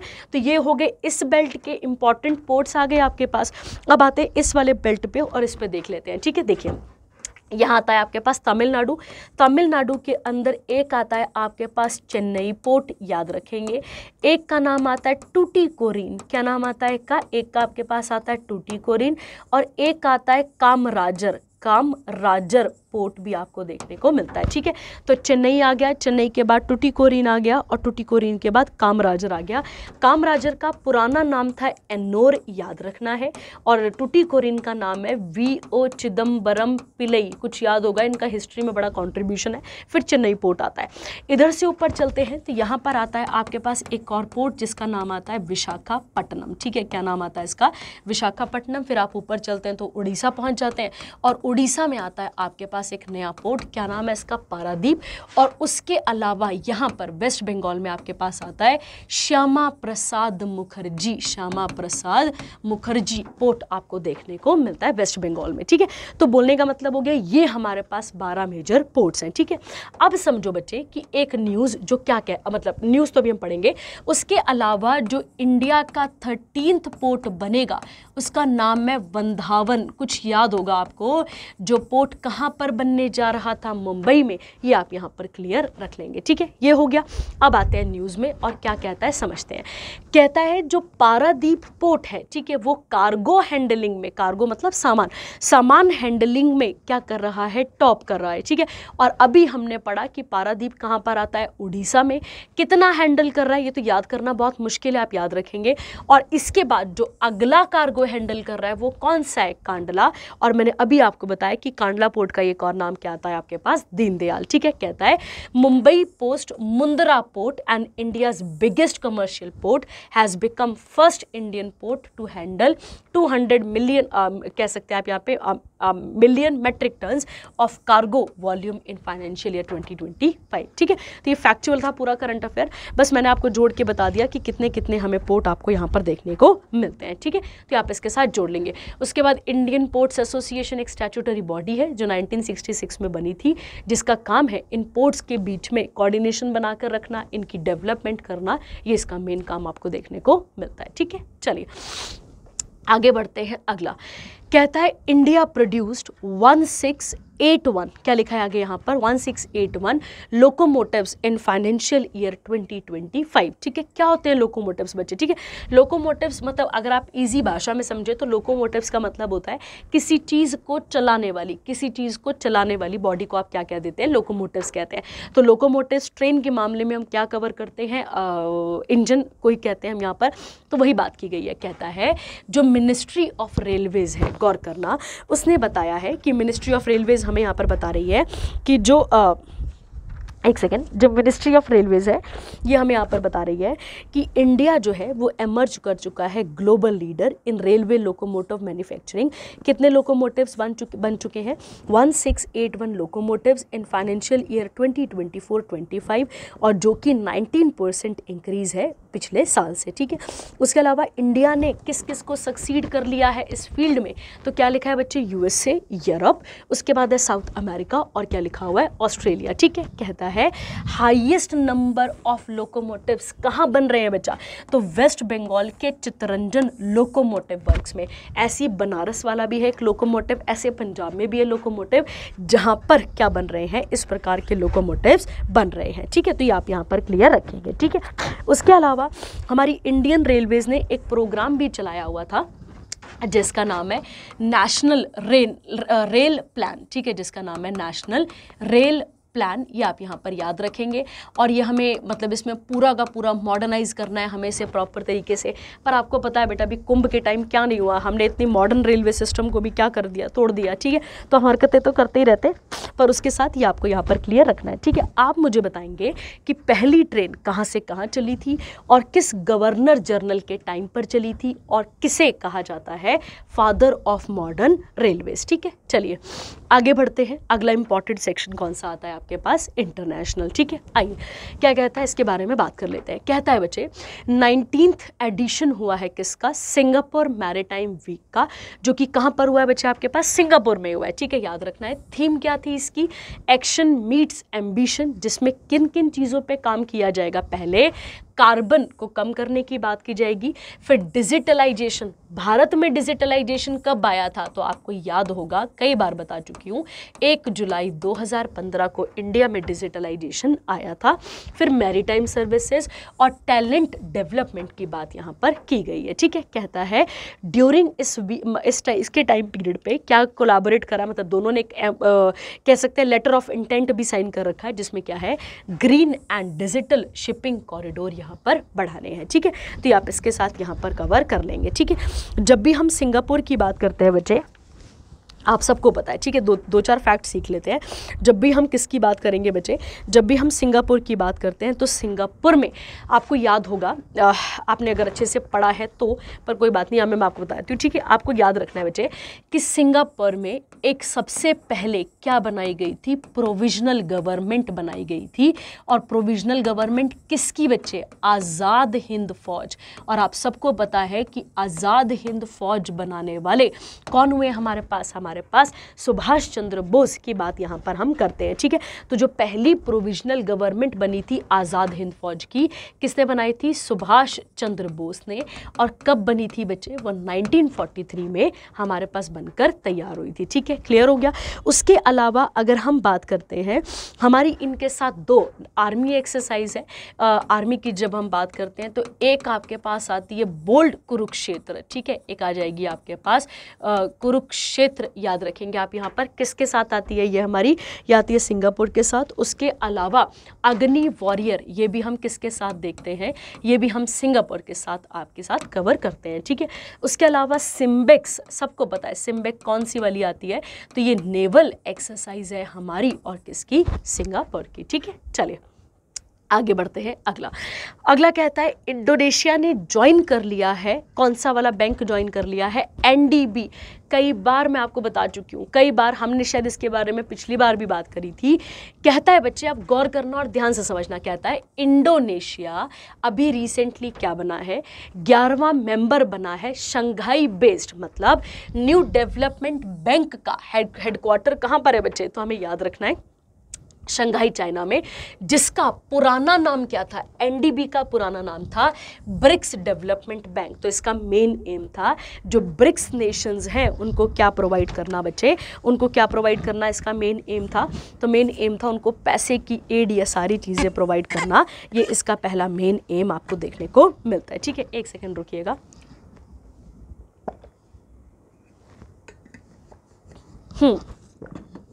अगला पॉइंट कहता है वो 10 मेंबर्स एनडीबी के और कौन कौन है, तो कहता है Algeria, Bangladesh, Brazil, China, Egypt, India, ये सब आप इसके साथ पढ़ लेंगे, इंपॉर्टेंट है आपके पास, ठीक है। और उसके बाद कहता है इन जनवरी 2025 इंडोनेशिया ने किसे ज्वाइन करा है बच्चे, ब्रिक्स को। बैंक को बाद में ज्वाइन करा है, पहले ब्रिक्स को ज्वाइन करा था। और याद करना क्या बनाए वो, ब्रिक्स का 10वां मेंबर बनाए, याद रखेंगे। कहता है एनडीबी की स्थापना कब हुई थी, 2015 में बाय ब्रिक्स नेशन। और ब्रिक्स नेशन ये वाले आपको देखने को मिलते हैं, ठीक है। तो ये आपके पास एक और इम्पॉर्टेंट करंट अफेयर बन जाता है, ठीक है। इंपॉर्टेंट है बेटा, ध्यान रखना आपके पास, और ये बहुत बहुत इंपॉर्टेंट आपको देखने को मिलता है, ठीक है। चलिए आगे बढ़ेंगे इसके साथ। और याद रखना बेटा ये कह सकते हैं आप मल्टीलेटरल डेवलपमेंट बैंक है, ठीक है, जो कि इन्हीं कंट्रीज़ के साथ यहाँ पर डील करता है। कई बार बता चुकी हूँ, ठीक है। आप मुझे बताएंगे कि 2025 की जो ब्रिक्स है वो कहाँ पर होनी है, ठीक है, आप मुझे बताएंगे। चलिए अगला आता है, उसके बाद इसके पहले एक क्वेश्चन छूट गया, ये था कि पहले प्रेसिडेंट जो कि मतलब पहले इंडियन कह सकते हैं आप यहाँ पर, पहले प्रेसिडेंट कौन थे इसके एनडीबी के, तो वो थे केवी कमात, और वो कहाँ से थे, इंडिया से, और कब से कब तक, 2015 से लेकर 20 तक। क्यों? क्योंकि अभी आपने पीछे पढ़ा कि एनडीबी बना कब था, बना ही 2015 में था, ठीक है, याद रखेंगे। चलिए उसके बाद इसकी प्रेसिडेंट कौन है, तो डिल्मा वर्नर रोसफ, याद रखना है, और हेडक्वार्टर है शंघाई चाइना में, ठीक है। चलिए आगे बढ़ते हैं इसके साथ और अगला करंट अफेयर देख लेते हैं। अगला आता है बच्चे, देखो बच्चा, आप सबको ना एक चीज़ पहले समझनी पड़ेगी, ठीक है, आप सबको पहले समझना पड़ेगा कि IUCN एक बॉडी है जिसके अंदर बहुत सारी लिस्ट है और उस लिस्ट की बहुत सारी कैटेगरीज हैं, ठीक है। तो गौर करते हैं क्या करंट अफेयर है, समझो। कहता है बच्चे यहाँ पर, कहता है ग्लैंड स्विट्जरलैंड बेस्ड, अब मतलब इसका हेडक्वार्टर कहाँ पर है, IUCN का ग्लैंड स्विट्जरलैंड है। कहता है इसने अपनी पहली ग्रीन स्टेटस का मतलब है कि अब आप थोड़ा थोड़ा सुधर रहे हैं, ठीक है। ग्रीन स्टेटस का मतलब क्या हो गया बच्चे, कि मतलब ऐसे समझ लो कि एक नई लिस्ट है, या फिर आप ऐसा कह लो कि IUCN ने एक नई लिस्ट बनाई है जिसका नाम क्या है बच्चे, जिसका नाम है ग्रीन लिस्ट। और ये ग्रीन लिस्ट क्या मेजर करती है कि आपने धीरे धीरे करके क्या करा है, सक्सेस प्राप्त कर ली है किसमें, स्पीसीज़ को बढ़ाने में, इकोसिस्टम को और प्रोटेक्टेड एरियाज़ को बचाने में, ठीक है। तो मतलब आप धीरे धीरे सुधर रहे हैं किसकी फील्ड में, जानवर, या फिर आप ऐसा कह सकते हैं नेचर की पर्सपेक्टिव पे, ठीक है। कहता है द रिपोर्ट, अच्छा क्या नाम है लाइन का अपने पास यहाँ पे, तो लाइन का क्या नाम होता है साइंटिफिक आपके पास, पैंथेरा लियो, याद रखें। कहता है the report has termed the lion as largely depleted while the species remain vulnerable on the IUCN की लिस्ट, ठीक है। तो कहता है IUCN की जो लिस्ट है उसके अंदर, जो IUCN की रेड लिस्ट है उसके अंदर अभी तक लायन का स्टेटस क्या है, वल्नरेबल है। पर अभी अगर हम बात करें, जो रिपोर्ट उसने पेश करी है किसने, IUCN की रिपोर्ट में क्या लिखा है कि लार्जली डिप्लीटेड, तो अभी चेंज होएगा, शायद हो सकता है रिपोर्ट में थोड़ा देर हो रही हो, चेंज हो जाएगा। कहता IUCN first introduce green status in a paper in journal, title क्या नाम था, कंजर्वेशन बायोलॉजी इन 2021, ठीक है। तो मतलब IUCN अगर आपको ये बताती है कि आपका एरिया या आपकी जगह खतरे पे है, तो वो उसके साथ एक और चीज़ आपको बताती है, वो बताती है कि हाँ कुछ सुधार भी हो रहा है, कुछ सुधार की प्रक्रिया भी बढ़ रही है, या कुछ सुधार की तरफ भी आप यहाँ पर जा रहे हैं, ठीक है, याद रखेंगे। अच्छा, इंडिया में जब हम बात करते हैं, इंडिया में अगर हम बात करें लायंस की बच्चे, तो इंडिया में लायंस आपको कहाँ कहाँ देखने को मिलते हैं, ठीक है। तो आपको पता होना चाहिए इंडिया में जो लायन है वो हमें कहाँ देखने को मिलते हैं, गुजरात, ठीक है। कई बार आपको पहले बता चुकी हूँ मैं शायद, और इसके बाद आप याद रखेंगे कहाँ पर मिलते हैं बच्चे, हमें गुजरात में, ठीक है। और गुजरात में जो गिर नेशनल पार्क है वो किसका होम है बच्चे, तो Gir national park is a home of Asiatic lion, ये आप यहाँ पर याद रखेंगे, ठीक है। किसका होम है बच्चा वो, तो आप याद रखेंगे एशियाटिक लायन का। उसके अलावा गिर के अलावा एक और आती है जगह जिसका नाम है बारदा डांगर, क्या नाम है यहाँ पे, बारदा डांगर सेंचुरी है, ठीक है, सेंचुरी है। और इस सेंचुरी में भी किसको बचाने की बात यहाँ पे की जाती है, लायन को, ठीक है, आप याद रखेंगे।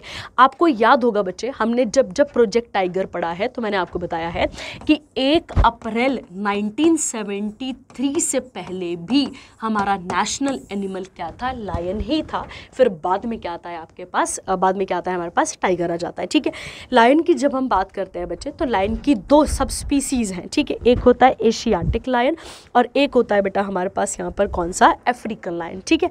इंडिया में जो अभी मिल रहे हैं, इंडिया में तो एशियाटिक लायन ही होगा, और अभी हमारे पास अगर हम लायन की जनसंख्या देखें तो वो कितनी है, 670 के आसपास है, जो कि चलो सुधर ही रही है, इतना अच्छा हाल भी नहीं है, पर ठीक है सुधर रही है थोड़ी सी, ठीक है, कह सकते हैं। चलिए आगे बढ़ेंगे, अगला इंपॉर्टेंट पॉइंट, ठीक है। देखिए बच्चा, इस करंट अफेयर को पढ़ने से पहले ये समझो, ठीक है। मान लेते हैं ये अर्थ है, अर्थ के इस पॉइंट को क्या कहते हैं, नॉर्थ पोल, और इसको क्या कहते हैं आप यहाँ पे, साउथ पोल, यही कहते हैं ना यहाँ पे, अर्थ साउथ पोल और नॉर्थ पोल कहते हैं, ठीक है। इसके बारे में न्यूज़ आई है। अब समझो क्या लिखा हुआ है, कहता है जो स्पेस एक्स है उसने सक्सेसफुली लॉन्च करा है किसको, फ्रैम 2 मिशन को, और ये पहला human space flight over earth polar region. तो जो अर्थ के पोलर्स रीजन है जिसमें कौन कौन सा रीजन आ जाएगा, नॉर्थ पोल और साउथ पोल, इसकी यहाँ पर बात की गई है। कहता है the mission was lifted of abroad a falcon 9 rocket और क्रू ड्रैगन कैप्सूल, कैप्सूल का नाम क्या, रेजिलियंस, फ्रॉम लॉन्च कॉम्प्लेक्स, कहाँ से, नासा के कैनेडी स्पेस सेंटर से, याद रखना है, ठीक है। तो यहाँ से इसे लॉन्च कर दिया गया है। कहता है इस मिशन का नाम फ्रैम 2 क्यों है, क्योंकि फ्रैम एक्चुअली में नॉर्वे की एक शिप थी जिसने एक्सप्लोर करा था दोनों पोल्स को, कब, 20th सेंचुरी में, ठीक है। कहता है ये जो प्राइवेट फंडेड मिशन है इसमें 4 एस्ट्रोनॉट जाएंगे on 3 to 5 days orbital journey, ठीक है। फिर उसमें मतलब सीधी सीधी बात है बेटा, अब हम पोल्स को एक्सप्लोर कर रहे हैं और पोल्स में जो हमें क्या मिल सकता है, पोल्स में जो हमें कह सकते हैं आप मिनरल्स हो गए, रिसोर्सेज हो गए, उसको एक्सप्लोर करने के लिए यहाँ पर भेजा गया है, ठीक है। बस सीधा सीधा करंट अफेयर था और कुछ नहीं पढ़ना इसके अंदर, ठीक है। अगला कौन सा सेक्शन आता है आपके पास, अवार्ड्स एंड ऑनर्स, ठीक है। आइए बात करते हैं, ठीक है। कहता है बच्चे येल्स 2025 विंडहम कैंपवेल प्राइज, ठीक है। पढ़ते हैं क्या है और किस बात के लिए दिया गया है, समझ में आ जाएगा, ठीक है। क्या कहता है देखिए, कहता है बच्चे राणा द गुप्ता जो है वो कौन है, तो एक ब्रिटिश ऑथर है पर इंडियन ओरिजिन है, इनको ये अवार्ड दिया गया है। ये अवार्ड एक्चुअली में लिटरेचर की फील्ड में देने वाला नॉन फिक्शन कैटेगरी के अंदर आता है, ठीक है, ध्यान देना है आपने। कहता है he received this award in recognition of his insightful critique of global hyper capitalism, जो बढ़ती जा रही थी, industrialisation, politics and class as demonstrated in his book, और बुक का नाम क्या है, a portrait of 21st century Delhi, इसके बारे में बताया गया है, ठीक है। कहता है इनका जो नाम है वो 2 और प्राइजेस के लिए शॉर्ट लिस्टेड था, उसमें से एक नाम है ऑरवेल और एक नाम है औंदातजी, तो याद तो नहीं रहेगा, आप विदम्बम वाला याद रखो, इतना काफ़ी है, ठीक है। कहता है इस साल 8 ऑथरों को क्या किया गया था, ऑथर्स को यहाँ पे सिलेक्ट किया गया था, याद रखेंगे, जिसमें से एक नाम क्या आता है आपके पास, राणा दास गुप्ता है बेटा इनका नाम, इनको यहाँ पर बोला गया है, ठीक है। इसके अंदर क्या मिलेगा, एक सर्टिफिकेट, अवार्ड और मॉनेटरी प्राइस कितना है, तो $175,000, और किस फील्ड में बच्चे, तो लिटरेरी फील्ड में आपने यहाँ पर याद रखना है, ठीक है। जैसे इंडिया में मिलता है ज्ञानपीठ, जननपीठ, ठीक है, तो वैसे ही कुछ आपको लिटरेचर में देखने को ये मिल जाता है, ठीक है। अगला कहता है इसके बाद का आपके पास Abel prize, very very important, अभी शायद हमने 2024 का भी पढ़ा था पिछले कुछ दिनों पहले, ठीक है।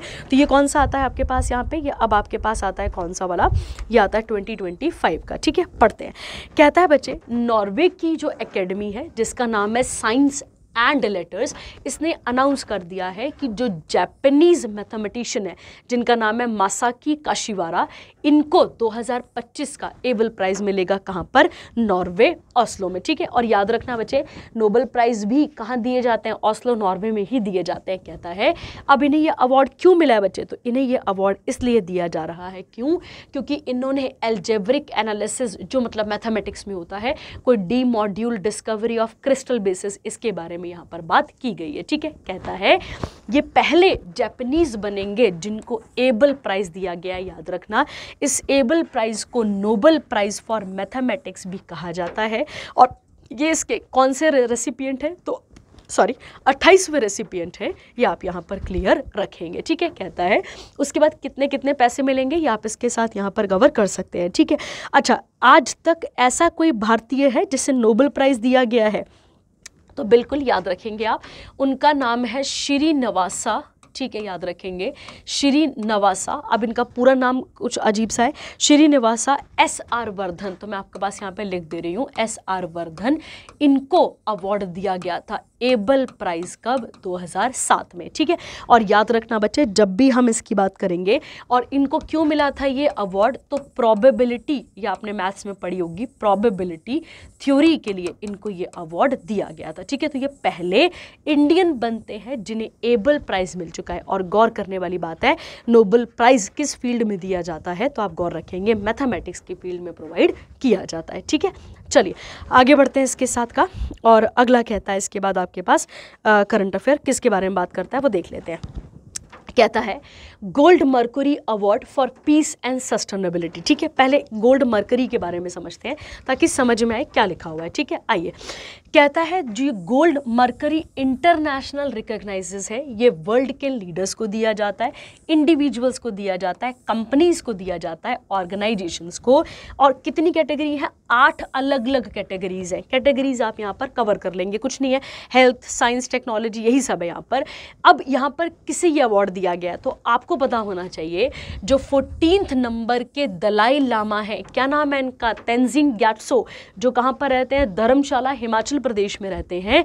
इनको क्या मिला है? गोल्ड मर्करी अवार्ड मिला है पीस और विजनरी गवर्नेंस के लिए, याद रखना है। ठीक है, और अगर आप बात करें, मतलब इन्होंने एक बहुत इंपॉर्टेंट रोल प्ले करा है किस चीज़ के लिए, कि लोगों को नॉन वायलेंस, ह्यूमन राइट, उसके साथ साथ एनवायरनमेंट, सस्टेनेबिलिटी, इन सब के ऊपर काम करा है, इसीलिए ये अवार्ड इन्हें दिया जा रहा है। ठीक है, तो आप इसके साथ कवर कर लेंगे। ठीक है, चलिए अगली कौन से सेक्शन आता है आपके पास? रिपोर्ट, रैंकिंग और इंडेक्सेस। ठीक है, ये करंट अफेयर आप खुद पढ़ेंगे बच्चे, सीधी सीधी करंट अफेयर होता है, इसमें कौन अमीर कौन गरीब, ठीक है, देख लेंगे आप, क्योंकि ये अमीर होते रहते हैं, हमारी बैंड बचती रहती है। ठीक है, तो आप इसे कवर कर लेना। उसके बाद ये वाला इंपॉर्टेंट है, ये मैं आपको करा देती हूँ। ठीक है, समझिए।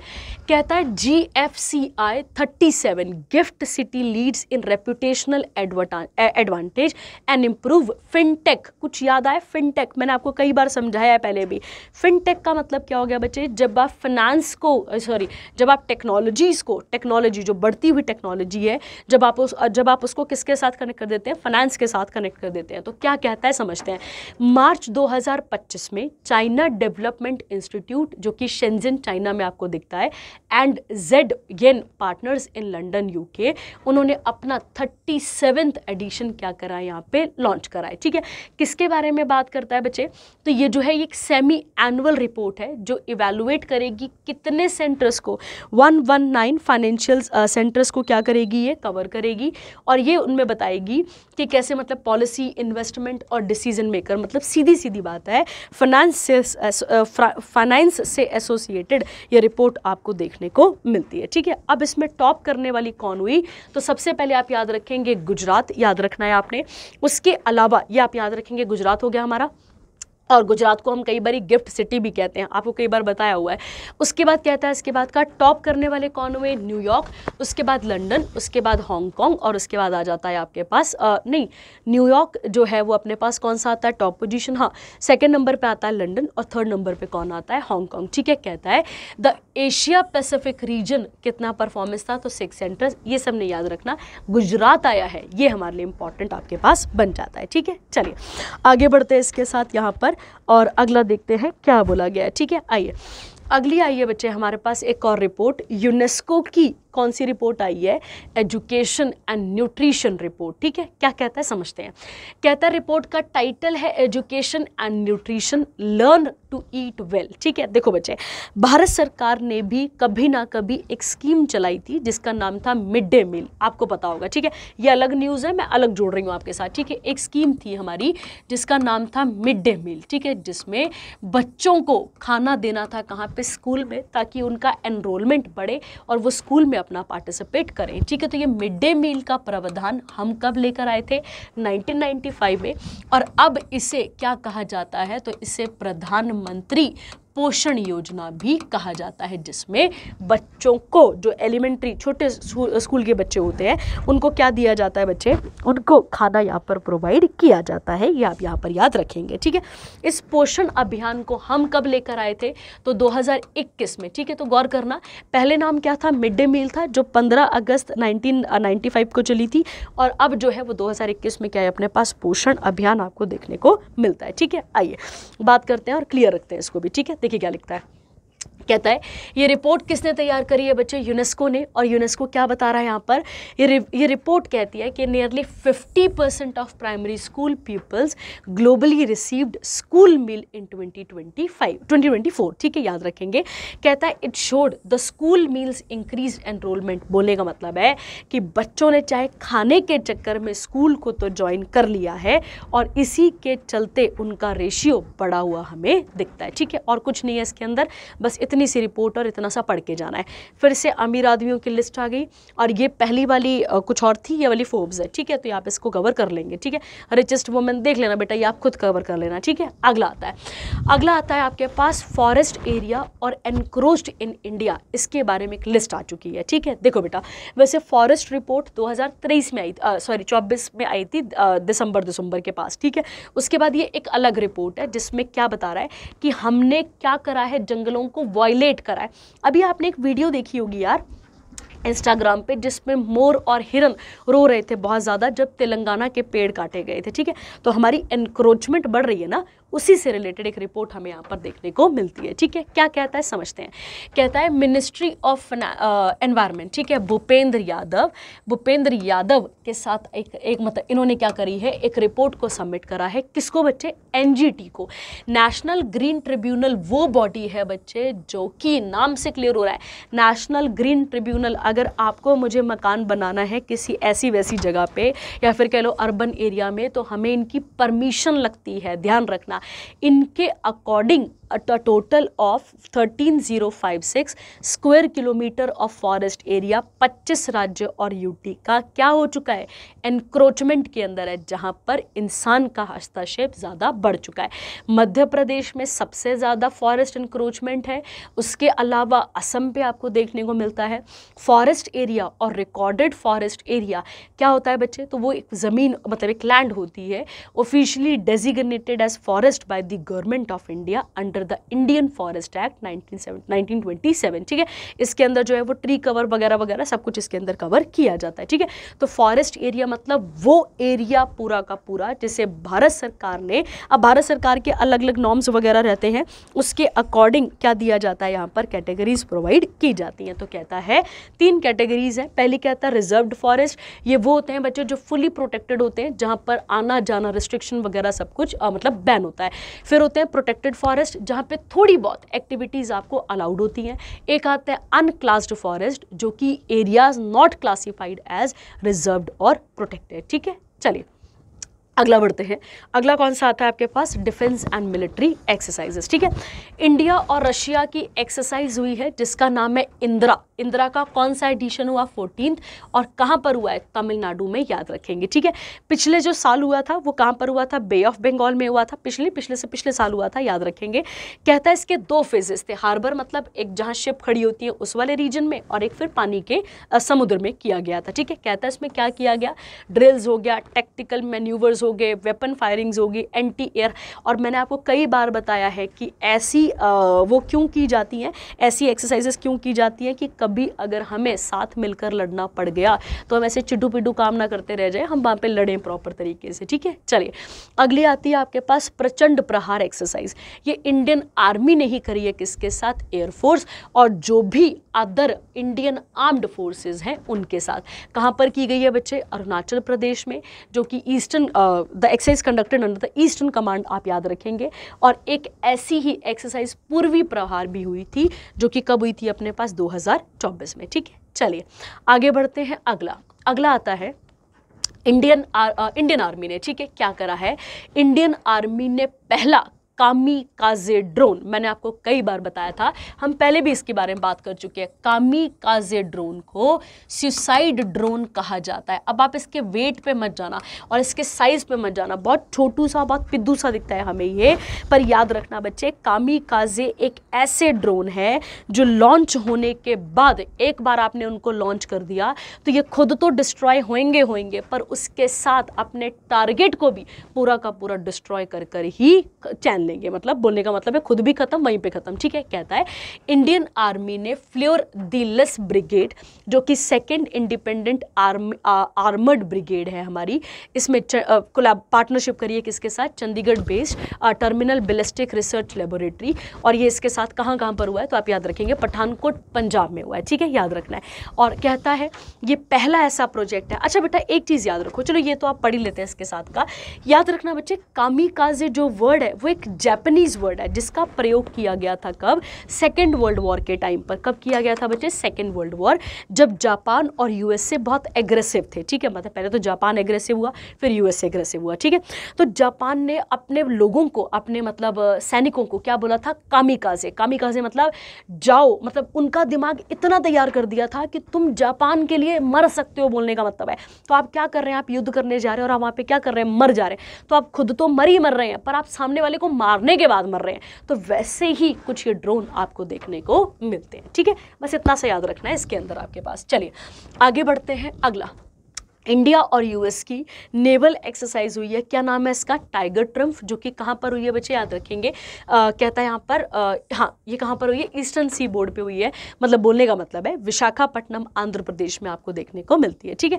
ये कहाँ कहाँ पर क्या क्या हुआ, इतना आप कवर कर लेंगे इसके अंदर, ठीक है। चलिए आगे बढ़ते हैं इसके साथ का। अगला क्या कहता है, अगला कहता है मल्टीनेशनल एयर एक्सरसाइज, क्या नाम है इसका बच्चे, आइनोकॉस। ये आप इसके साथ कवर करेंगे। और आइनोकॉस 2025 जो है वो हमें कहाँ पर देखने को मिलती है, बात करते हैं। ये 12 दिन की, ठीक है, एक्सरसाइज हुई है। कहाँ पर हुई है बच्चे, ग्रीस में, याद रखना है। और the exercise is hosted by Greece Hellenic air force, इनके साथ हुई है, ठीक है। कवर कर लेंगे इसको भी। चलिए अगला आता है कौन सा है, साइंस और टेक, इसके बारे में बात कर लेते हैं, ठीक है। एक ही साइंस और टेक की न्यूज़ है, कुछ याद करो। क्रायोजेनिक, मैंने आपको कुछ दिनों पहले भी बताए थे क्रायोजेनिक के बारे में, ठीक है। याद होगा बच्चे, क्रायोजेनिक इंडियन इसरो ने अचीव कर लिया है क्या बच्चे, successful engine power head test article for its liquid एक्स oxygen kerosene 200T thrust semi cryogenic engine. आपने गौर करा होगा, क्रायोजेनिक इंजन वो इंजन होते हैं बेटा जो कि कहाँ पर काम आते हैं, जो कि बहुत ही एक्सट्रीम ठंडी कंडीशन पे रोल प्ले करते हैं, ठीक है। एग्जाम्पल देखते हैं इसका, कि जब कोई रॉकेट लॉन्च किया जाता है तो उसको थ्रस्ट लगता है ना, बहुत पुश लगता है उसको, वो पुश से ऊपर जाएगा आपके पास, फिर वो कहाँ जाएगा, स्पेस को एक्सप्लोर करने जाएगा। तो स्पेस पे तो क्या है, ठंड बहुत है ना, मतलब टेम्परेचर माइनस में है वहाँ पर, तो ठीक है, ठंड तो नहीं बोल रहे, पर हम क्या बोलेंगे, वहाँ टेम्परेचर कैसा है बच्चे, माइनस में है ना। तो जहाँ टेम्परेचर माइनस में है तो वहाँ पे फ्यूल जम नहीं जाएगा, तो उसी वो फ्यूल ना जमे इसके लिए इंजन्स हैं, और उन इंजन्स का नाम क्या है, क्रायोजेनिक इंजन। बस इतना सा याद रखना है, ठीक है। और इनका सक्सेसफुल टेस्ट किसके ऊपर किया गया है, लॉन्च व्हीकल मार्क 3 के ऊपर किया गया है। बस इतना सा याद रखना है, इतना सा आपके लिए यहाँ पे काफ़ी हो गया, ठीक है। चलिए आगे बढ़ता है। अगला कौन सा सेक्शन आता है, स्पोर्ट्स, और स्पोर्ट्स को कवर कर लेते हैं, ठीक है। याद करिए, खेलो इंडिया पैरा गेम्स चल रहे थे कहाँ पर, नई दिल्ली में, अगर आपको याद होगा तो। इसमें किसने टॉप करा है, तो गौर करेंगे हरियाणा ने टॉप करा है। उसके बाद कहता है यहाँ पर कितने मेडल लिए, 104 मेडल, जिसमें 34 गोल्ड, ये सब तो चलो डेटा याद ही रखना पड़ेगा। और जो बच्चे स्टेट की तैयारी कर रहे हैं वो इसमें नाम याद रखेंगे कि किस किस ने जीता है, कौन कौन सा, ठीक है। कहता है सेकेंड एडिशन हुआ है किसका बच्चे, ये इंडियन खेलो इंडिया पैरा गेम्स का। कुछ याद करो, इसका एक एंथम भी था, खेलेगा खेलेगा खेलेगा मेरा इंडिया, जीतेगा जीतेगा मेरा इंडिया, कुछ याद करो, ऐसा कुछ हुआ था, ठीक है। तो आप यहाँ पर याद रखेंगे। कहता है सेकंड पोजीशन किसकी आई है, तमिलनाडु, और उसके बाद थर्ड किसकी आई है, यूपी की, याद रखेंगे। कहता है उज्ज्वला इसका मास्कट था।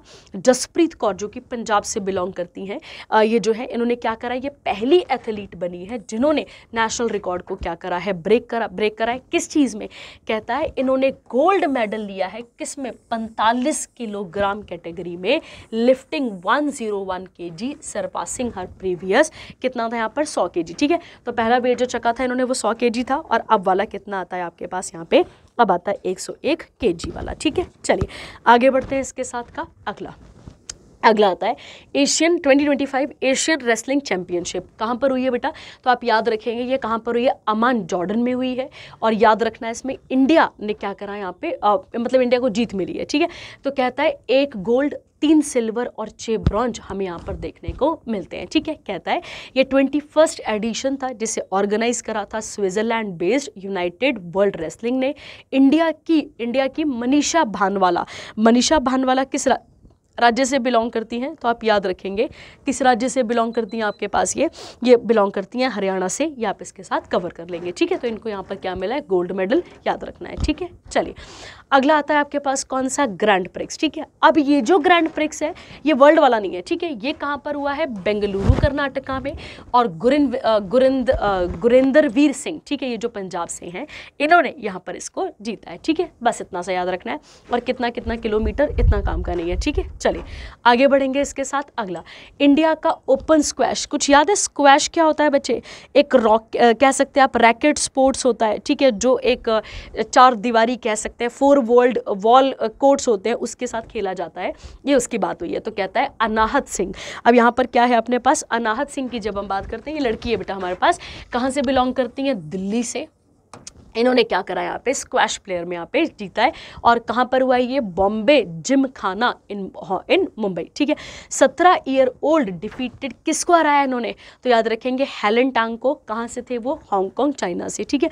और अगर मेन सिंगल फाइनल की बात करें तो कौन जीते हैं यहाँ पे, तो कहता है यहाँ पे करीम एल टोर्की, जिन्होंने किसे हराया, इंडिया के अभय सिंह को हराया है, ठीक है। चलिए अगला आता है आपके पास, अगला है मेंस एशिया कप हॉकी 2025, कहाँ पर हुआ है, राजगीर में, याद रखेंगे आप। यहाँ पर कहता है, अगर हम इसकी बात करें यहाँ पर कहता है 8 टीम्स होंगी इसके अंदर, कौन कौन सी थी यहाँ पर, तो Pakistan, Japan, Korea, India, China, Malaysia, ये आप देख लेंगे इसके साथ का, यहाँ पर हुई है। और the tournament is crucial as it serve as a qualifier for the 2026 International Hockey Federation, जो बेल्जियम और नीदरलैंड पे जो बाकी गेम्स होने हैं, यहाँ से कुछ लोग वहाँ पर भेजे जाएंगे, ठीक है। तो आप यहाँ पर याद रखेंगे।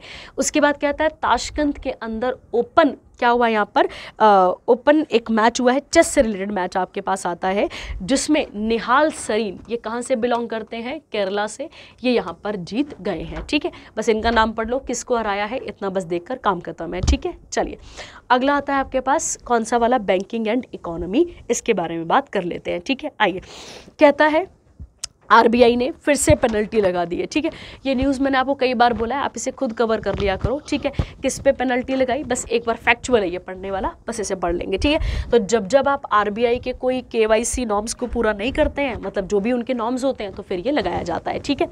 आपको याद होगा मैंने आपको स्मॉल सेविंग स्कीम्स के बारे में बताया था, मैंने आपको कहा था जब हम पोस्ट ऑफिस की बात करते हैं, ठीक है। चलो अब वाले बच्चों को तो शायद थोड़ा कम पता होगा, हमारे मम्मी पापा या पुराने लोगों को ज़्यादा पता है, ठीक है। कहता है जो पोस्ट ऑफिस के अंदर जितनी भी स्मॉल सेविंग स्कीम्स होती हैं बच्चे, उनके नए इंटरेस्ट रेट आए हैं, ये सुनने में नए हैं वही सारे के सारे पुराने जो मैं आपको पिछले किसी करंट अफेयर में करवा चुकी हूँ, ठीक है। देखिए क्या लिखा है, कहता है department of economic affair, ministry of finance ने क्या अनाउंस करा है, स्मॉल सेविंग स्कीम्स को, ठीक है, जो कि अभी अनचेंज है, अभी भी चेंज नहीं हुए हैं, ठीक है, याद रखना। क्या कहता है यहाँ पर इसके बारे में, पोस्ट ऑफिस में अगर आप सेविंग डिपॉजिट्स खुलवाएंगे तो उसमें 4% का इंटरेस्ट है। उसके अलावा अगर आप एक साल का टर्म डिपॉजिट कराते हैं तो 6.9, फिर किसान वगैरह वगैरह वगैरह पूरा का पूरा सेम है, कुछ चेंज नहीं हुआ है, ठीक है। तो आप इसके साथ इसे कवर कर लेंगे। कहता है Shyamala Gopinath committee formulated the method of determining small saving scheme interest rate in January 2023, ठीक है। तो ये बस फैक्चुअल है बेटा, डेटा याद करना पड़ेगा, थोड़ा सा रटना पड़ेगा, बस इसके बारे में और कुछ नहीं आपको यहाँ पर कवर करना है, ठीक है। चलिए आगे बढ़ते हैं इसके साथ का। अगला आता है सेबी की जो है वो नई गाइडलाइंस आई हैं, किसको लेकर, इंट्राडे इंडेक्स को, ठीक है। ये बेटा देखो बेटा क्या क्या सीन है इसके बारे में समझते हैं, ठीक है। देखो क्या लिखा है, कहता है सेबी ने नई गाइडलाइंस इशू करी हैं, किस चीज़ के लिए, इंट्राडे जो एक्सचेंजेस होते हैं और जो कॉर्पोरेशंस होते हैं उनके लिए, ठीक है। कहता है ये कब से चलेगा बच्चे, 1 अप्रैल 2025 से। अब कहता है सेबी हैज़ ऑल्सो क्लैरिफाइज कोई पेनल्टी नहीं इम्पोज की जाएगी for breaching existing position limit during the trading day until further notice, ठीक है। तो कोई पैसा वैसा डिडक्ट नहीं होगा। For index options the end day limit, बेटा देखो ये वाला करंट अफेयर हमारे पास कम चांसेस होते हैं क्योंकि सेबी सुबी वाला है, ठीक है, तो इसके कम हमारे पास चांसेस हैं, तो इसके साथ आप इसे इसी तरीके से कवर कर लेंगे बस, ठीक है। चलिए अगला क्या कहता है, इंट्राडे क्या होते हैं, ये आप इसके साथ देख लेंगे, ठीक है। चलिए अगला कौन सा आता है, आरबीआई ने अलाउ करा है stand alone primary dealers in repo operations. अब इस न्यूज़ को पढ़ने के लिए पहले हमें एक और न्यूज़ यहाँ पर कवर करनी पड़ेगी जिसका नाम आता है आपके पास, 1 मिनट में आपको बताती हूँ, हाँ ये करनी पड़ेगी, ठीक है, ये करेंगे फिर हमें वो समझ में आ जाएगी, ठीक है। समझते हैं क्या लिखा हुआ है, ठीक है। आइए, कहता है बच्चे, आरबीआई ने अनाउंस कर दिया है to increase the aggregate limit available to the standalone primary dealers के लिए, ठीक है। समझते हैं बच्चा क्या होता है। देखो यहाँ पे लिखा हुआ है आपके पास कि प्राइमरी डीलर कौन होते हैं, तो कहता है प्राइमरी डीलर जो है वो आरबीआई रजिस्टर्ड क्या होती हैं, एनबीएफसीज होती हैं, जो कि जिनको काम दिया होता है, जिनको ऑथराइज किया गया है कि आप भारत सरकार की जो सिक्योरिटीज़ होती हैं, याद करो मैंने आपको क्या बताया था, हमें अगर लोन चाहिए तो हम किससे लोन लेंगे, बैंक से ना। तो अगर गवर्नमेंट को क्या चाहिए होगा, लोन चाहिए होगा, तो गवर्नमेंट लोन किससे लेगा ना, आरबीआई से। तो आरबीआई बोलेगा फ्री में लोन थोड़ी देंगे आपको भाई, आपके ऊपर वैसे तो हमें भरोसा है पर कुछ तो गिरवी रखिए, कुछ तो बताइए। तो फिर वो क्या देते हैं, अपनी गवर्नमेंट सिक्योरिटीज़ देते हैं, याद करो। तो यहाँ पर क्या होता है बेटा, कहता है that is authorise to buy and sell government securities in terms of the guideline for primary dealer in government security market dated, क्या लिखा है आगे यहाँ पे, 29 मार्च 1995। क्लियर हो गया सबके पास। अब इसी के अंदर क्या किया गया है समझो, तो इनकी एग्रीगेट लिमिट को क्या कर दिया गया है, बढ़ा दिया गया है। वो कितना कर दिया गया है, कहता है 10,000 करोड़ से 15,000 करोड़, ये आपने यहाँ पर याद रखना है। कहता है अर्लियर इन मार्च 2025 आरबीआई ने क्या कहा था, जो ये स्टैंड अलोन प्राइमरी डीलर्स होते हैं, to participate in all repo operations, ठीक है। और मैंने आपको उस दिन भी ये क्लियर करा था कि जब जब आप क्या करेंगे, जब जब आप ऐसा पैसा लगाएंगे, ठीक है, मतलब जब जब आप इस तरीके का कोई पैसा लेंगे तो उसके साथ आपको चेंजेस यहाँ पर देखने को मिलेंगे, ठीक है, मतलब चेंजेस देखने को आपको मिलेंगे, ठीक है। चलिए, ये हो गया आपके पास। अब कहता है PDs in India has been classified into SPDs और बैंक पीडीज होते हैं, ठीक है। उसके अलावा एसपीडीज जो होते हैं वो किसके अंडर काम करते हैं, फिर स्टैंडिंग लिक्विडिटी फैसिलिटीज़ आ गई, और फिर वीआरआर, ठीक है, ये आ गया आपके पास टर्म्स, ठीक है। अब देखो एक सेकेंड के लिए ये हो गया। अब आओ उस वाली न्यूज़ पे जो हमने यहाँ पर अभी छोड़ी थी, ये वाली, ठीक है। कहता है आरबीआई ने परमिट कर दिया है to participate in all repo operations across tenure, removing previous restrictions, they are limited that limited the role primarily to overnight liquidity management. और अब इन सबको चेंज कर दिया गया जो आपने भी पीछे पढ़ा है, ठीक है। चलिए, अगली न्यूज़ क्या आती है बच्चे आपके पास। अब देखो, कहता है Indian renewable energy development energy, जो कि एक नवरत्न कंपनी है, इसने क्या करा है बच्चे, इसने लोन लिया है, ध्यान रखना, ठीक है, जिसे हम क्या कहते हैं, क्या कहते हैं, has signed Japanese yen 2.6 facility agreement for raising external commercial borrowing. ये भी मैं आपको टर्म बता चुकी हूँ, बाहर से आने वाला पैसा की बात हो रही है यहाँ पे, from India's largest public sector bank SBI Tokyo branch in Japan. Clear हो गया। कहता है कितना पैसा लिया गया यहाँ पे, तो याद रखेंगे 26 बिलियन, याद रखना है आपने। कहता है this unsecured loan facility is sine for a period 5 years, और इसे रीपे कर दिया जाएगा मैच्योरिटी के साथ साथ, ठीक है। फिर उसमें कितना कितना प्रोजेक्टेड रहेगा वो इतना काम का नहीं है, पर IRDA क्या है बच्चे, ये एक नॉन बैंकिंग फाइनेंशियल इंस्टीट्यूशन है जो कि क्या काम करता है, जो कि उन्हें उन कंपनीज को, उन बैंक्स को पैसा प्रोवाइड करता है जो सस्टेनेबल प्रोजेक्ट्स को अचीव करना चाहते हैं, ठीक है। अगला कहता है net claim of non resident of India increases by $11 billion, ठीक है। अब उनका क्लेम बढ़ गया, जो NRI है अपने पास, ठीक है, कितना बढ़ चुका है, तो $11 बिलियन से लेकर कितना चला गया है, 364 बिलियन, ये आपने याद रखना है, ठीक है। कहता है the data showed decrease in foreign asset of Indian resident by $। अब बेटा इतना डेटा तो याद नहीं रहेगा, यही वाला डेटा वो वाला 364 वाला, ये आपने याद रखना है, ठीक है। चलिए आगे बढ़ते हैं इसके साथ का, ये भी हो गया आपके पास। अब आप आते हैं किस पे, डेज वाले सेक्शन पे, ठीक है। चलिए, डेज वाले सेक्शन के अंदर देखो बेटा, हम एक्चुअली में योगा डे कब मनाएंगे, हम योगा डे मनाएंगे 21 जून को, और ठीक इसके 6 महीने के बाद 22 दिसंबर को हमने क्या मनाना था, मेडिटेशन जो डे, जो हमने यहाँ पर पिछले साल पहली बार मनाया था, याद करो अपने पास, ठीक है। तो योगा डे की थीम आ चुकी है, थीम क्या कहती है वो समझ लेते हैं। कहता है yoga for one earth one health as the theme of the International Yoga Day, ठीक है। कब मनाया जाता है, 21 जून। सबसे पहले कब मनाया गया था, 2015 में, अब 25 में अब जून में मनाया जाएगा। कहता है इन दिसंबर 2014 the United nation union general assembly adopted a resolution, और फिर इसको यहाँ पे क्या किया गया, वर्ल्ड वाइड कंसिडर किया गया। कहता है 2016 में Indian yoga was inscribe to the UNESCO representative list of intangible cultural heritage of humanity. ठीक है, तो आप इसके साथ कवर कर लेंगे। ठीक है, वैसे तो अगर आप योगा की बात करते हैं बेटा, तो योगा के फादर किसे कहा जाता है, तो योगा के फादर हम किसे कहते हैं, पतंजलि को कहते हैं। ये आपने यहाँ पर याद रखना है। ठीक है, चलिए अगला कौन सा आता है अब आपके पास यहाँ पे, अगला आता है पियानो डे। ठीक है, पियानो डे किस लिए है ये आप इसके साथ कवर कर लेंगे, इसमें ज़्यादा नहीं है कराने वाला। ठीक है, अगला आता है International Day of Zero Waste. ठीक है, फिर से अगेन ज़ीरो वेस्ट आ गया, तो भैया सीधी सीधी बात है बेटा कि एक्चुअली में हमारा जो सॉलिड वेस्ट है वो कितना हो चुका है, 2.1 बिलियन से लेके 2.3 बिलियन, जो कि बहुत ज़्यादा है।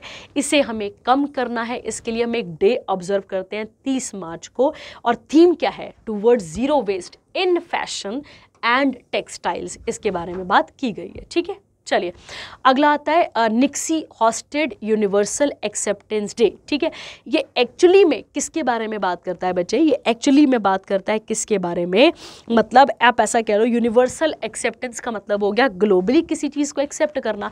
तो कहता है बच्चे कि जो national internet exchange of India है, जो कि मिनिस्ट्री ऑफ इलेक्ट्रॉनिक्स और इसके अंदर काम करती है, उसने इस डे को यहाँ पर सेलिब्रेट करा है। एक्चुअली में ये कह रहा है कॉमनैलिटी, मतलब लैंग्वेज हो गई, या फिर ईमेल एड्रेसेस हो गए, या फिर सोशल मीडिया हो गया, ब्राउजर हो गया, ऑपरेटिंग सिस्टम हो गया, या कंप्यूटर से रिलेटेड जितनी भी टर्म्स हैं उनके बारे में बात कर रहा है। थीम क्या है इसकी, connecting the unconnected building a multilingual internet for विकसित भारत, और उसके बाद इसे प्रमोट यहाँ पर करना है। ठीक है, अब देखो कहता है इसको मतलब इसी के अंदर क्या लॉन्च किया गया बच्चे, भाषिनी पोर्टल।